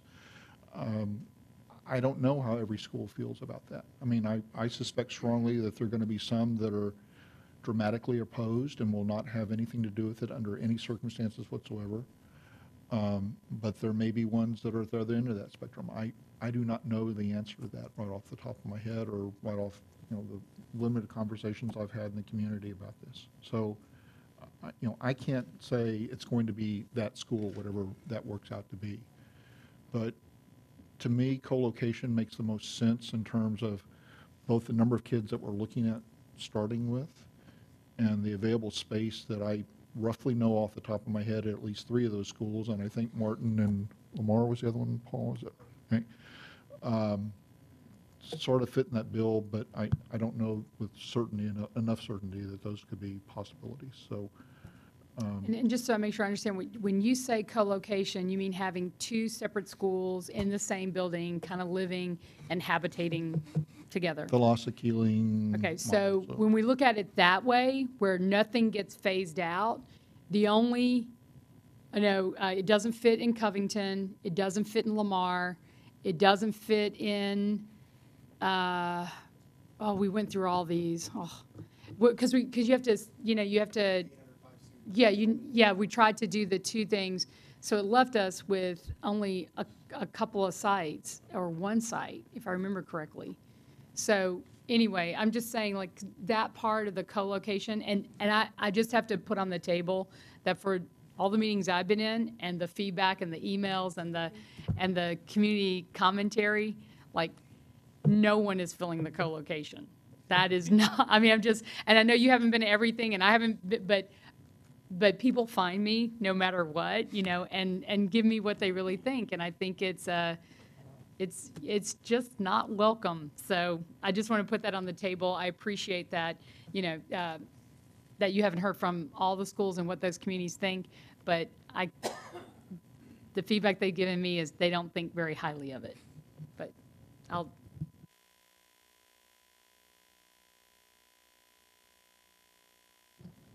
Well, I can understand why no one is jumping up and down for the co-location, because we do not have 2 models that we can say have been very successful located on the same campus. And we definitely cannot use LASA and LBJ as a model, and we definitely cannot use Keeling as a model because it has not benefited 1 child in those communities. And for that matter, not too many children in the city of Austin. So I can understand why you do not have anyone jumping up and down for that. And of course, if you look at East Austin, we already have 2. And I don't think we need another one. And I definitely don't feel that my community could stand another one. So we definitely need to look at something different. So if it's not co-location, then the other option would be to use the old Anderson High School. And I know we're looking at a lot of money, but if we're talking about putting it in a bond, then if the bond passes, we get the school. If the bond does not, then we do not have a Young Men's Leadership Academy. To me, I think it's kind of black and white.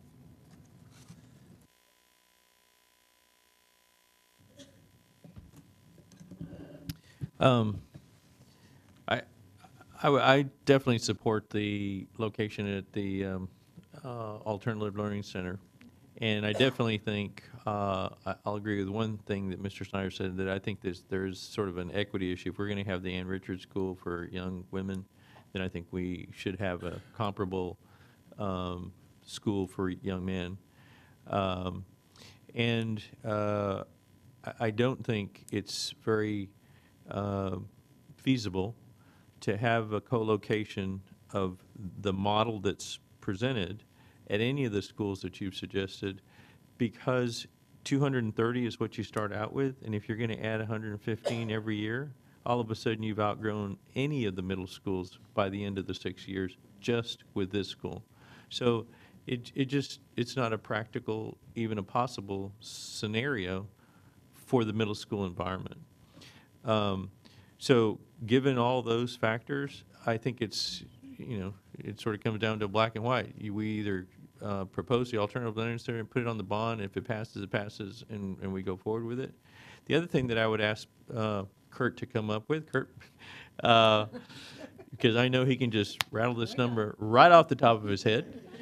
And if he can't, Mr. Turner, who I saw walk in a while ago, can help him out, is to calculate the total amount of renovation dollars we have spent at the old Porter School over the past 4 years, 5 years, however long it's been, in 2014 dollars or 2013 dollars, whenever we think we're going to calculate this, and do the comparison. Because I suspect you're going to find that overall the numbers probably not going to be significantly different, but you're going to find that it's going to be in that ballpark. And so I think we need to be realistic and say it costs what it costs. And if we're going to do it, and if we're going to do it in a way that is acceptable to the community as a whole, the royal we community, not just some of the communities, but not all the communities, then I think that's the only possible way to do it, is to put it at the Alternative Learning Center. Mr. Guzman. If we go in one direction, at least by consensus tonight, because we're not voting, and I think at least our 2 or 3 about Anderson, and I'm supportive of that too. Mr. President, you might want to summarize and make it clear to the others that were mentioned, middle schools, that they're not really on the table, okay, for consideration. Yep. Because otherwise, you raise some concerns there, which are legitimate to mention, because it's realistic. But if we take them off the table by consensus tonight, maybe you ought to mention, summarize. That's a very good point. We'll get around. Ms. Moya. Do we have to have the school for young men on one campus? Could we have 6 through 8 on a middle school campus and 9 through 12 on a high school campus? Because like I said, I'm having a hard time figuring out 9 through 12 on an 8th grade campus with a whole bunch of middle schoolers. As a grandma of a 6th grader, I'm not sure I want a bunch of 12th graders on campus with my 6th grader. But does it have to be on one campus? Can't we just split it? What,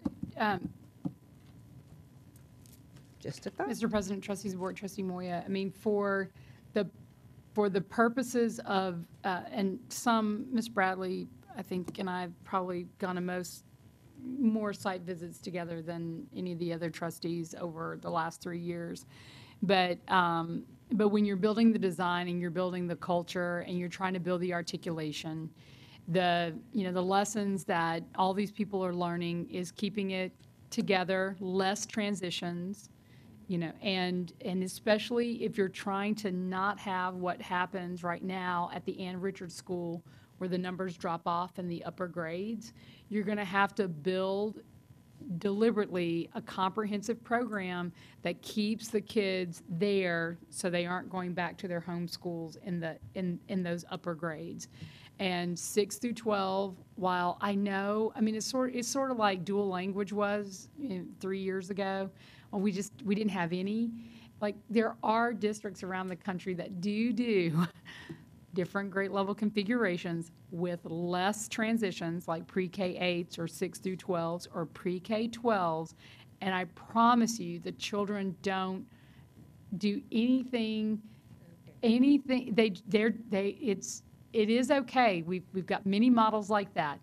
But we're still working through how much Austin's willing to do different grade levels. So I'll let that go, except to say 6 through 12, is a totally legitimate span of grade levels, less transition.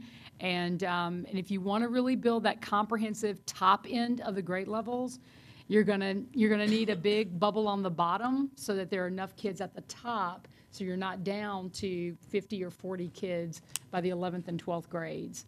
And so we've learned a lot of hard lessons like that, and I've seen a lot of schools that have talked about it. So I think you're going to need it, and that's what the best practice kind of shows. But the 12th graders will take care of the 6th graders, and the 6th graders can look up to 12th graders, and it can be a beautiful thing when it's done well. Ms. Torres? Ms. Moya, one other comment that I wanted to make that I think we need to be realistic about is while there are some students that a all-gender, one sex of the other school may be desirable, I think there's many of the students that have left, if we were to do a survey of those students that have left the Ann Richards School, they leave because when they get to high school, they really want to go to either a co-ed high school or they want to go to a school, maybe it wasn't their home school, but maybe they want to go to a McCallum or an Anderson or, whatever, where, or LASA, where we have all kinds of other options for them to go to that they may not have at the Ann Richards School at the high school level. So I don't think it's strictly because maybe they're not cutting the grade or, people aren't working with them to keep them there. It may be they just want to go to another school, and I don't know what that number is, but I think you have to give them that option, and if you tried to maintain this percentage, I'm not so sure you could ever keep that percentage exactly what you want, because you would have to also know that the children of each percent that you want to keep there are not going to want to leave to go to another school, and I would want them to be able to go to that school if that's what they wanted to do. So while I understand your issue, I'm not sure that we're going to be able to get there. If I don't know if you have those kind of numbers as to which ones they left, but I know personally a couple of people that work with me that their kids started at the Ann Richards School, and they're at another school by choice. They could have made the grade there, but they chose to leave. I agree. I think that those who are leaving for a variety of reasons, and it's not just because they're not cutting it and they're encouraged to go back to their home school. I think there's a variety of reasons. So I don't know that. I mean, I guess the realization for me was just disappointing that you've got a senior class of 50 students, 52 students, and I imagine that teachers from other campuses, wonder about, at Ann Richards, they have class sizes that are like this, and at these other schools, they have class sizes that are like that, and, Other comments or questions on this one? Ms. Lavoy. I'm not going to say very much. I'd just like to say I think it's important on this one for the new members of the board to weigh in. I think this has been a very intelligent discussion, and we do have equity issues that we have to think about. I've always been interested in a single boys school. I don't want to see single gender expand beyond maybe one girls, one boys at present. But the one thing I would add to the table that I don't think has been said tonight is that I'd really like, if we go forward with this, if the new board decides to go forward, I think we ought to really have a great academic design. I think we need something that is superb and nationally important, because what we've seen, the research and the literature that we've seen so far doesn't really persuade me very much one way or the other. I don't see it as being very significant or really telling us very much. So if we do go forward, I think there needs to be real care taken in what the academic design looks like. What are we trying to develop here? How is it grounded in the literature? What makes us think it's going to succeed? What does success look like? So in some ways, as you all discussed waiting for the bond, that actually gives some design time to make sure that we're not just popping a school out, which we wouldn't do anyway, but that we're really looking at something that could have national importance. I've always been interested in boys' discipline, and I think we've made great strides as a district in not just pushing boys out of the academics, but instead taking care to keep them in an academic setting. And I think this kind of goes along with that. How do we make this something that's going to say something to the rest of the country if we go forward with it? How are we going to advance boys' education? Thanks. Other comments or questions? Okay, even though I will not be there to vote on it, but I'm going to kind of give you a couple of perspectives, just hopefully for consideration. I'm looking online. Fort Worth had a Young Women's Leadership Academy that's been operating for 4 years. This year, they opened up the Paul Lawrence Dunbar Young Men's Leadership Academy. It's going to be grades 6 through 12. They started 6 and 7. It's basically the same model, and part of that was the same level of demand. You can just read about it. I feel confident looking at the success of Ann Richards, having gone, watched it, been part of their birthday bashes to see the girls, that they're doing some incredible things. And many of the girls will tell you that they would not end up where they are today, was it not for Ann Richards and the experience they had there. They would have their life would have taken a different path. And their parents will tell you the same thing. And so I think having an option like that for the boys makes sense. I know there's been lots of people in this group that have looked at schools like Chicago Urban Prep and schools across the country. They're proven models. There are models that we can mirror. We're not blazing a brand new trail here. I think there's an opportunity to do something that's an incredible program. So I think we ought to do the School for Young Men. I think we have a funder. I think we have precedents. I think we have Title IX. I think there's lots of reasons to do it, and there's demand. I remember when 6 years ago when Dr. Forgeon was here, there was a task force put together about trying to put. I mean, it's maybe not universal, but we're not saying every child in the city has to go to this school. This will be a school of choice, and those that want to go can go, and those that don't necessarily have to. We have to have criteria, because my guess is demand is going to exceed supply as it does for Ann Richards, and you got to figure out how do you decide who gets to get in. And I realize that's something you can work on. I also favor, I think, the Alternative Learning Center, the old Anderson High School's location. I think it's not controversial with respect to trying to deal with some of the other campuses. I don't think co-location works. I think the school, if it grows to 800 kids, won't physically fit on a co-location environment.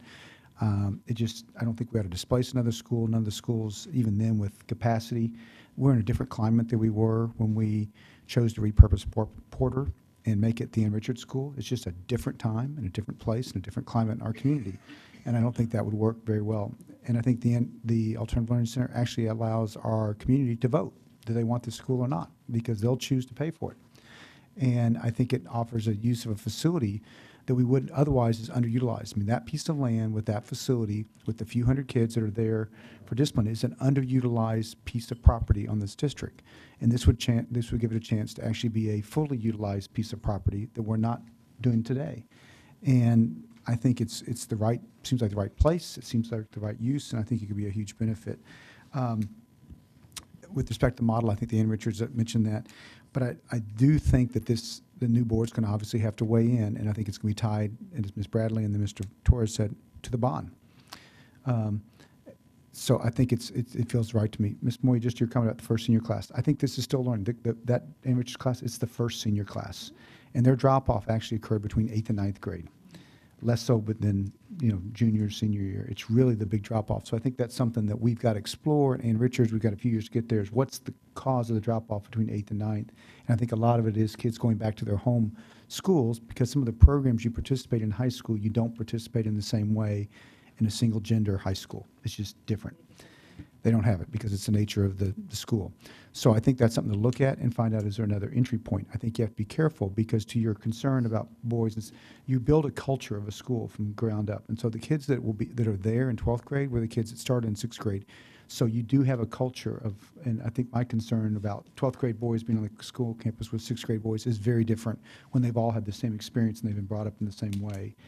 And the question is, is there a point at which you bring in additional kids at 9th grade or some other grade, and how do you get, bring them into the culture of that school when they haven't had that through middle school? Something to think about. I think Ann Richards can look at that. But I think to Mr. Torres, your last point is I had written down about the Porter Middle School experience with the facility. That was not designed very well for a high school, and that's been one of the challenges, is that it started out as a middle school, it became a place to put it, but then as they migrated and evolved up into high school, they didn't have the facility capacity to support a high school very well.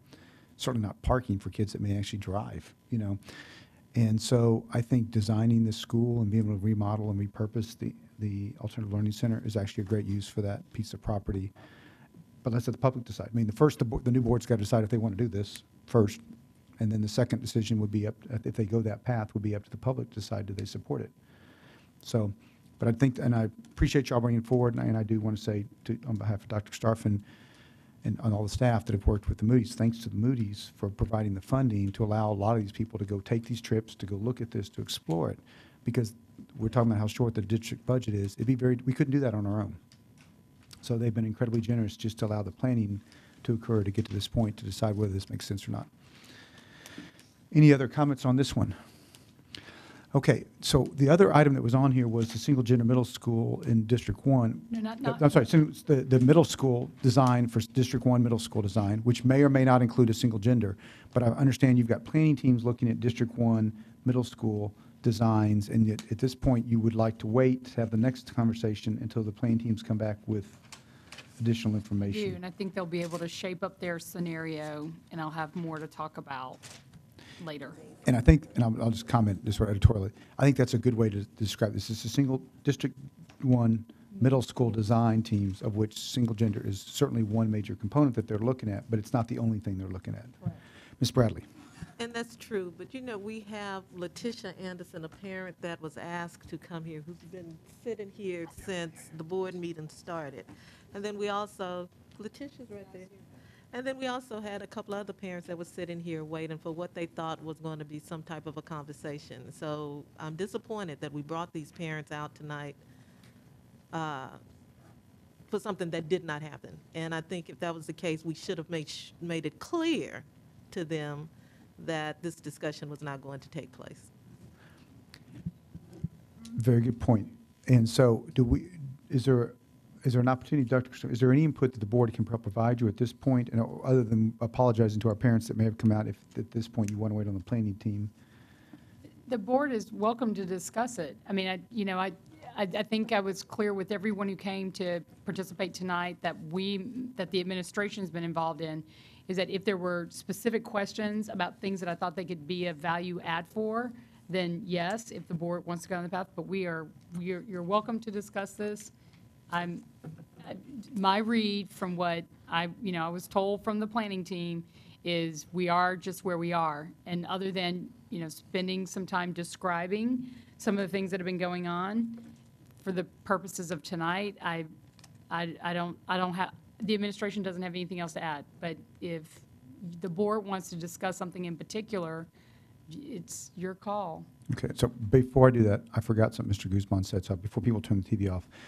But thank you, Mr. I want to mention, I think the consensus of the board members that weighed in this group of people, knowing that it's going to change, was there was not direction to the superintendent to pursue a co-location or to displace an existing middle school if we were to pursue the school for young men. The intent would be, school for young men would be at the existing old Anderson High School, or the Alternative Learning Center would be the preferred location.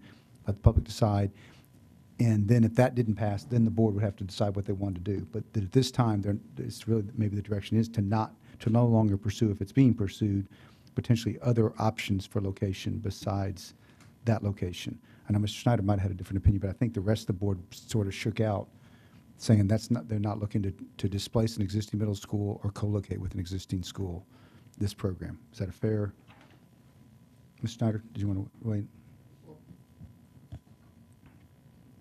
I just had kind of a follow-up question, is if we're going to spend $25 million from a bond, which is what you're talking about, is that essentially correct? 20 to 22 was the number I saw. Sorry about that. Glad to give you $3 million back. And we take the grant from the Moody Foundation, and the bond proposition fails. Are we in a place where we then look at co-location, or taking however you want to phrase it, underutilized or whatever campus? Or are we just at a point where we walk away from the entire thing, or what is your perception of how things stand? Mr. President, Trustees Board, Trustee Schneider, my read on the of the potential funder is, they're willing to support AISD and what we want to do. They are willing to do a school for young men with, some caveats about like it, of course, being structured like the school for young women. They want to be sure we're doing something with a structure and design that has fidelity to protect their resources and things of that sort. But we've talked through all these different scenarios with them. There's no surprise at the table with the Moody Foundation, and they understand that we could end up going down the road of a potential bond. And if the bond doesn't pass, what I would anticipate, we have one of two roads to go down. We do consider some other design, which could be something like you just described, or we say we've explored enough. We think that right now, in the next few years, is just not possible for Austin, and therefore, thank you for considering us. Thank you and for allowing us to use some of your resources to explore this with Austin, and then we don't accept the rest of whatever's left over in the $4.6 million. And they did understand that risk going into it with us as a potential funder. And while it would be too bad, they're professional funders. I mean, they do this every year for many different projects, and they understand the risks that are involved in working with a potential partner. So I think when we get to that bridge, we'll cross it. But right now, they do understand the two scenarios that we were considering, and just want to know, does Austin want it or not want it? And if so, where do you want it? But if we do anything, we can apply $4.6 million to both exploring it and implementing the operational side as far as that money will take us. Okay, so it would be a fair statement, I believe, that most of the board here, I don't think anybody's really drastically opposed to it, but, there are conditions in cases where it may yet end up at some school that both Mr. Guzman and Mr. Williams cited that it could not end up at. Well, here's what I understand my direction to be. Given where we are today with our, potential December action and a potential future May 2013 bond, that we pick one path and explore it all the way through, which is the old Anderson building and all that comes with it. And then I'm going to stop, see how all that plays out. And if at the end of the day, a bond does not go through, we'll be back at the table saying, here's where we are, and would you like to move forward this way or that way? And here's the feedback from the funder, the potential funder. And I think right now, we let go of any other co-location concept and let me focus on one design and try to get that done right so that y'all can, the CBAC can really consider the scope of that for their work. And then I'll cross the next bridge right after May. Okay, thank you. Yeah, I think that makes the most sense. And that way, again, there's no predetermined outcome what will happen after that. The board will have the opportunity to make that decision at that time. Okay, questions or comments on the District 1 middle school design? Does anybody have any questions or comments they'd like to give to Dr. Starfin, or talk among yourselves at this time? Ms. Bradley. Well, I guess mine would be, why would we have asked the parents to come out if we went? Now, I don't want anyone to look at me because it was not me who asked any parent to come out. But why would we have asked them to come out just for them to sit the entirety of this board meeting if we were not going to have some type of a conversation about it? I'll speak on our behalf. For any of our planning team work, anyone with the CBAC, anybody on the DAC, when we're talking about these things, I do encourage people to turn out and be there if we have any questions. Yes, We do, we wanted parents to be available if there were any specific questions about perhaps the trip to Grand Prairie. But as I continued to prepare for tonight's meeting, what became more and more clear to me, and I blow by blow, minute by minute, we were giving feedback to our team and the parents on the planning team that I have typically when I come to a board meeting, I don't really know exactly where this board might go. So we might have been like, yep, we feel like we know enough as a board to do this or that. But I did want to have someone available if we had any specific questions that they could answer that I couldn't answer, specifically because I did not go on that trip. Well, But considering that they went to perhaps Grand Prairie, which seemed to have been a concern to everyone that there was no model that looked like the opt-out program, and there is a model in Grand Prairie, I would have thought that that would have been something that we would have discussed, or it was a part of this.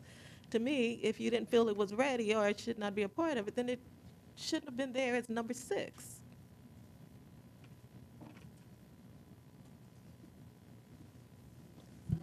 it's there as number 6 because my direction from the board was to have it on there for consideration for action for a future implementation date. Absolutely, and we found there's a model, Grand Prairie. So I would have at least thought that Mr. Hicks, Dr. Cruz could have discussed what it was that they saw. Well, Dr. Cruz didn't go on a trip, but Mr. Hicks went on the trip. They could have at least talked about what it was they saw, how they implemented the model, why the superintendent chose to do it the way that she did. She did not phase in the program. She didn't phase it in. They have 1,000 kids at each school, and it is amazing to see. They've had, just in this short period, they've had a certain amount of success, especially with behavior. Teachers say that they can now teach from bell to bell. It's just amazing to see that many children in one building. And basically what we had started off talking about to begin with. The conversations that they have with children, professional speech opposed to non-professional speech behaviors, and being responsible for your own education. And it's just amazing to see what they've accomplished in a short period of time. So I would have thought that's what we would have discussed. But, since we didn't, and it's 10:15, we really don't have to. We can send our parent home because they do have children that need to be at school in the morning. Ms. Moya. Fortunately, I had an opportunity to talk with Ms. Bradley prior to this meeting, and I'm a little familiar with what she saw when she went on that trip. And what I was wondering is if we could possibly invite some of the folks from Grand Prairie to come down and talk to us about what they did, how they got there, their lessons learned, and just share their experience, because I think that for me anyway, since I haven't had a chance to go up there myself, it would be very helpful to hear from them how they arrived at the decision to do a attendance zone program for those 2 middle schools, and how they engage their parents, what they what model they chose, as far as their curriculum or whatever, and maybe that would be helpful to the board to understand what they did. And I see some smiling around here, so maybe I'll just be quiet now and let somebody else talk. Ms. Torres. Ms. Bradley, don't go away, because Mr. Hicks, I don't believe is here. He's back there. Or is he? Well, could I have Mr. Hicks come up here, and you can go to wherever you were going to go if you want to.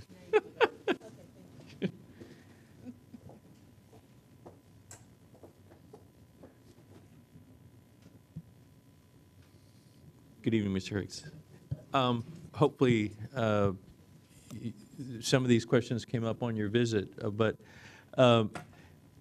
do you know, was there as much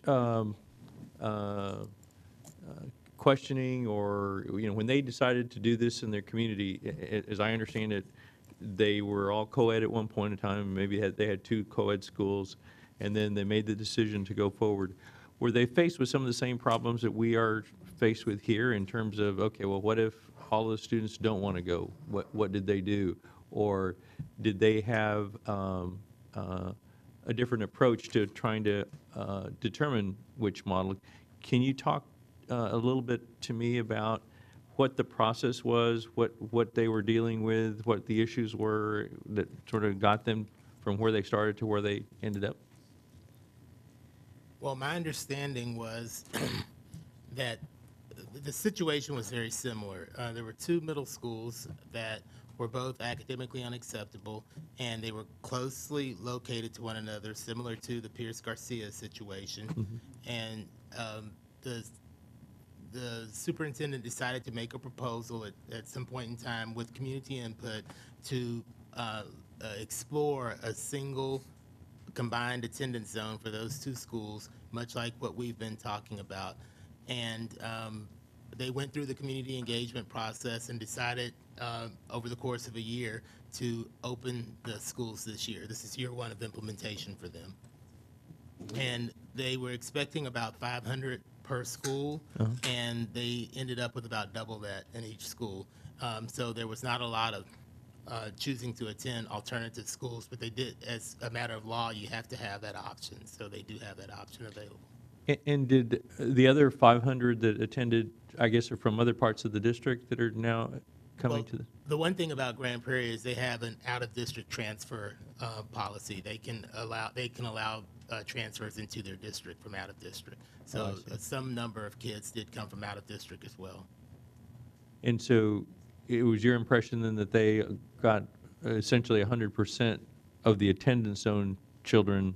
Our understanding is that they didn't have very many choosing to attend alternative schools, but that was an option. And can you describe their particular model? Is it more like an Ann Richards type model? No, it's a totally attendance-based school. It's 2 middle schools in close proximity that have a combined attendance area, and the boys are located at one school, the girls are located at another school, and it's very similar to our scenario 1. I'm sorry, I didn't ask my question very, very well. What I'm asking is the programming at the school, you said the schools were both academically unacceptable. Yes. So in terms of the programs that they have now put in place, are they significantly different from what they had before? Have they changed the programming of the school to achieve different objectives than they had before? Well, what they focused on was building a leadership model that allowed them to change the culture of the school. The curriculum is still the Texas standards-based curriculum. They use C-Scope. They didn't implement a brand-new College Board curriculum or anything just yet. They're looking at that for the future. Right now, what they focused on was changing the culture of the school in such a way that it would affect academics. So they put a lot of new systems in place that apparently they believe are working for them to achieve that.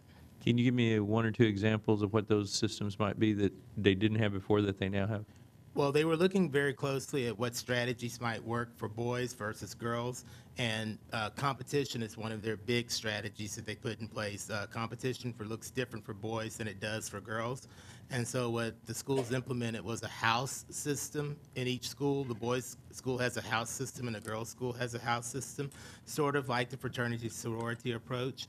They have alpha, beta, delta, and gamma houses, and they promote competition in different ways for the boys and for the girls. But it's publicly posted, and they work towards positive outcomes with regards to competition, and that was very new for the schools. Okay, great. Thank you.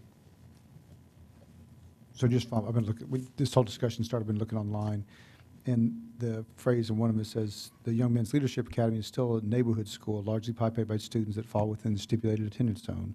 But parents can send their students to another district school if the single-gender option is not the right fit. The school is structured so the students are part of the smaller community, it's called houses, that focus on leadership, social development, and critical thinking. So I think there is that type thing. So I mean, I think to the description, I think you're hit what they described. Other questions or comments about this? Because I actually have one. Did they talk about what the high school plan is for these kids?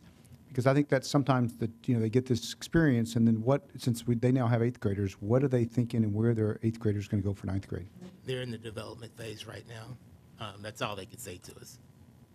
Because just looking at Grand Prairie, they've really talked a lot about schools of choice. They're looking at really almost in an open enrollment district. They're trying to move down a path of making almost all their schools some school of choice, maybe driven first by attendance zone, but then everybody can choose where they want to go.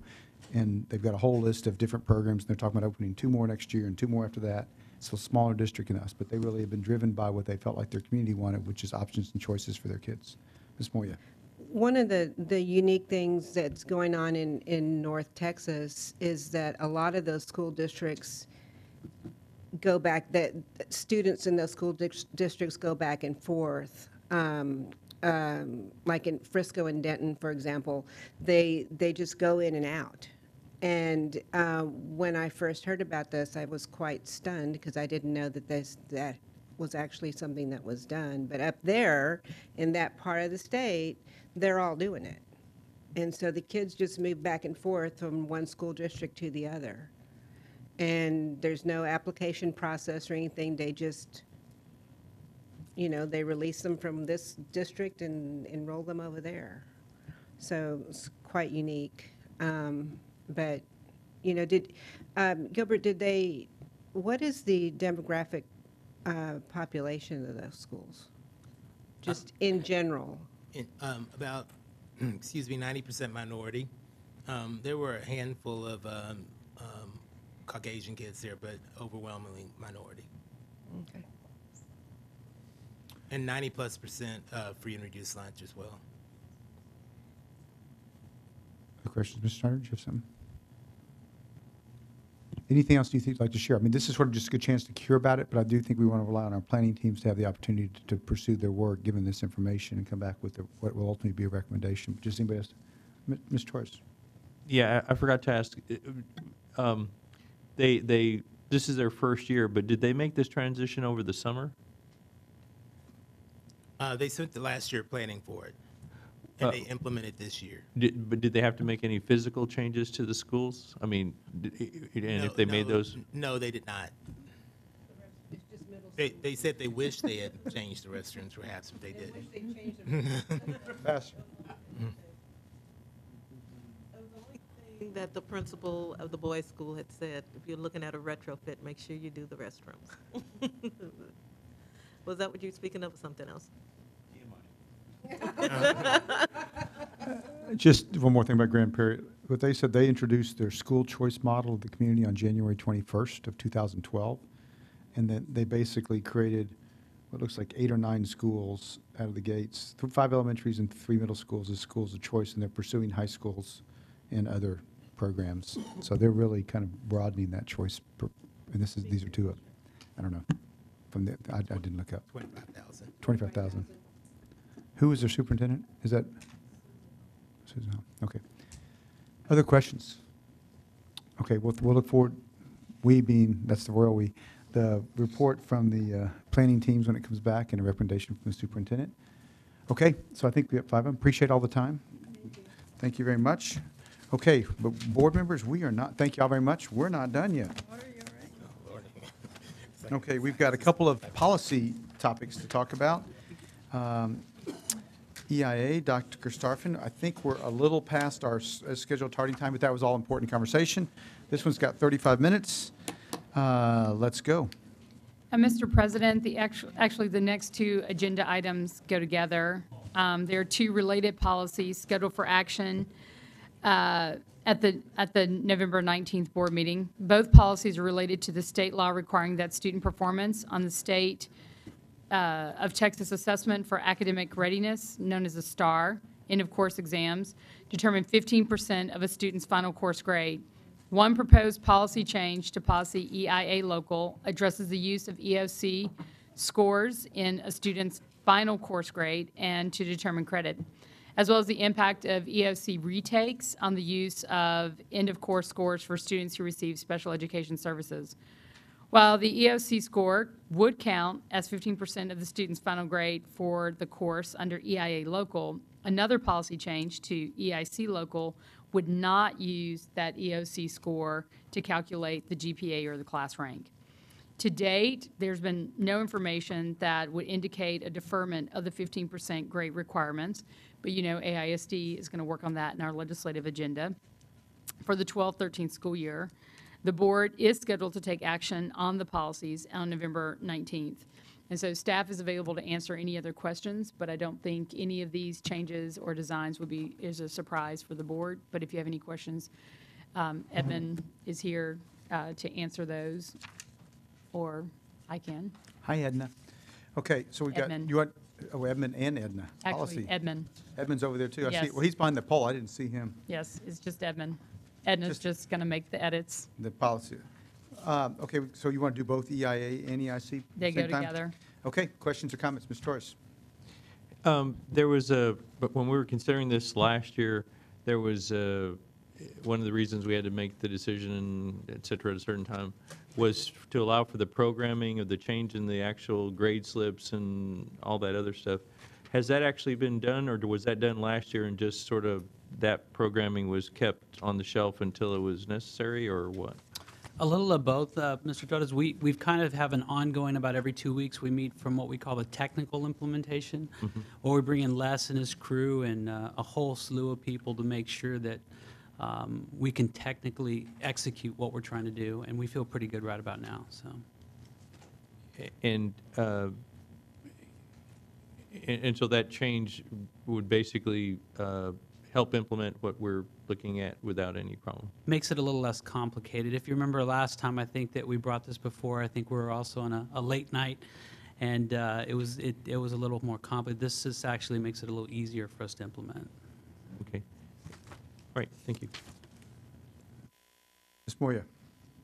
I just wanted to reiterate, it's written in our documents, but the policy committee did meet with Edmund extensively on these. I think did we maybe twice on each one of them and discussed it, quite extensively. So that's why it's here tonight, so that you guys can discuss it further and ask any additional questions that we may have missed. Okay, other questions or comments? Mr. Snyder? A couple of things.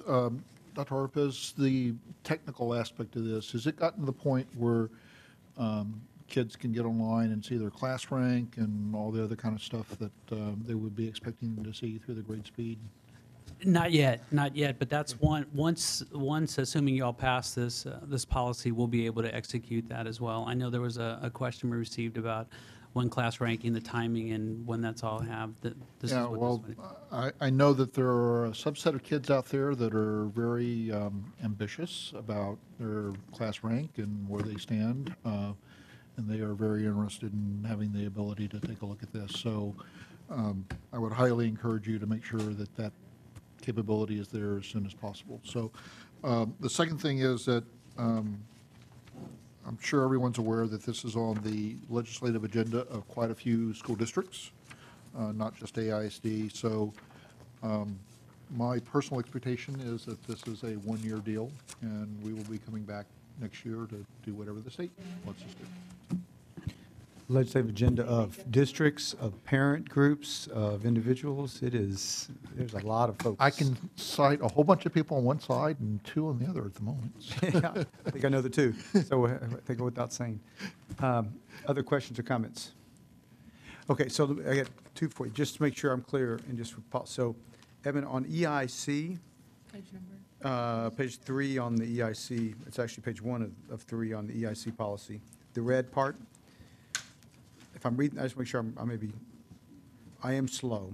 I may be slower than I even normally am slow on this one. The weighted grade points, absolutely. The end of course scores shall not be included in the calculation of GPA for purposes of class or for purposes of class rank. So, but if I'm reading the EIA, it does seem like that it'll be included in grades. So am I reading that right? How would it be in your grade but not in GPA? For credit purposes, it'll be in your grade. which your final course grade is what determines if you get credit or not credit. But what we would do is we factor in your on your GPA is just taking your first semester and second semester, and that's how your rank is going to be determined. Just think of it in terms of on this side. Then we would add for course purposes or for credit purposes, that's where the 15% now would be added in and factored in for that purpose and that purpose alone. So when I think about colleges and them looking at GPA, but then getting the details of the grades for the classes, and they're trying to, it may not calculate, right? When they, because the grades that they get on the transcripts will have the grade which includes the 15%. But we're saying the GPA is something else, and a lot of those colleges sometimes recalculate GPA or whatever. But it seems like if you include the 15%, which I understand, I think what you're saying, in the grade for the class, but then you'll take the GPA excluding it, it seems like it could create a disconnect on the transcript. That was part of, to go to Trustee Torres' question, from the technical implementation, that's what our discussions are. What is the cleanest looking, how it looks clean on the transcript that's easy explainable, right? Because if you do the average, anybody could do a quick average and say, wait, that's not averaging right then. Where is the gap coming from? And that's what our discussions are. What does that look like from a user end? Very clear, they can see how it's calculated. And we're actually using some of the surrounding districts have moved in this direction that we're looking how they're presenting it as well. Okay, so as long as, it seems like we're not alone in this, right? So it's just making sure it makes sense. And the second thing is when you look at the retakes, on EIA, page 1 of 2, down the bottom, if the student retakes the end of course exam, the district will only include the retake as 15%, only if retake allows the student to gain credit for the course. After a student gains credit for the course, subsequent retakes will not be included in the calculation of the final course grade. So I was trying to think through, is it possible that there's a scenario where somebody that took it the first time and passed it got a 70, someone that took it a second time and got 85 ends up with a higher grade than someone that got a 70 the first time because they didn't pass it the first time, but then they got the second grade, or do they just get up to 70? Do they just get just to passing even if they get a higher grade? Or could they end up with a higher grade in the class than somebody who passed it the first time? That was the whole discussion. If let's say a child they passed or they wanted to retake to improve their course grade. That scenario could happen. That's another reason why we wanted to pull out GPA. And actually, if you remember the original discussion we had, we were not going to allow that for GPA purposes, so someone couldn't go back and take it multiple times to try to improve that way. But that is possible. The other step, we have to do one more final step on this, and this would be done in regulation, which is the final conversion chart. What does that 15% look like, and what's that impact on the final course grade? I don't know if I answered your question. Well, I think completely. so. Let's just get two kids that took one made a 75, one made a 70, and then there's a third kid that made a whatever below 70 that says they didn't pass. They get to retake it. The 75 and 70 kid don't get to retake it, so they got their grade. But the one that retakes it now might get an 85. Sure. And then their grade actually could be higher by the second round, because if they get the full course grade in that retake, they could end up higher with a grade than the kids that got a 75 and 70 the first time, even though this third kid might have failed the test the first time, but then got a higher retake and got a higher grade in the class. Correct, but just keep in mind, that's another reason why I pulled it out of the GPA too, because all it's going to do is just give them credit for the class. It won't impact ranking or GPA or any other thing like that. It's independent of each other at that point. One's just going, if he retakes it, gets a higher grade, then the child would get credit, assuming they pass at the higher grade they're going through, but it wouldn't bear on the GPA or ranking whatsoever. Okay, so I do think it's going to require some communication to parents. Absolutely. To let them understand, because this is very confusing. And part of them going through this is because I think if they just read policy, they're going to say, okay, now we know, and we're going to need it very quickly, an FAQ. Because the policy briefs will go out with this, and someone's going to look at it and then think, here are all these questions, and we need to be prepared to deal with it. And then I think, as Mr. Schneider pointed out, it's very possible all this will change coming out of this next session, or it may not. Who knows? Sure. Okay. Any other questions or comments on these? Eben, thank you. And Edna, I'm just throwing some support your way, knowing that you're not going to need sleep for 5 months coming up, which you're used to that. Maybe longer special sessions. Okay. I think that does. Let's see, is that all our agenda? Okay. Anybody else have anything? Thank you, team. It is 10:40. We are adjourned.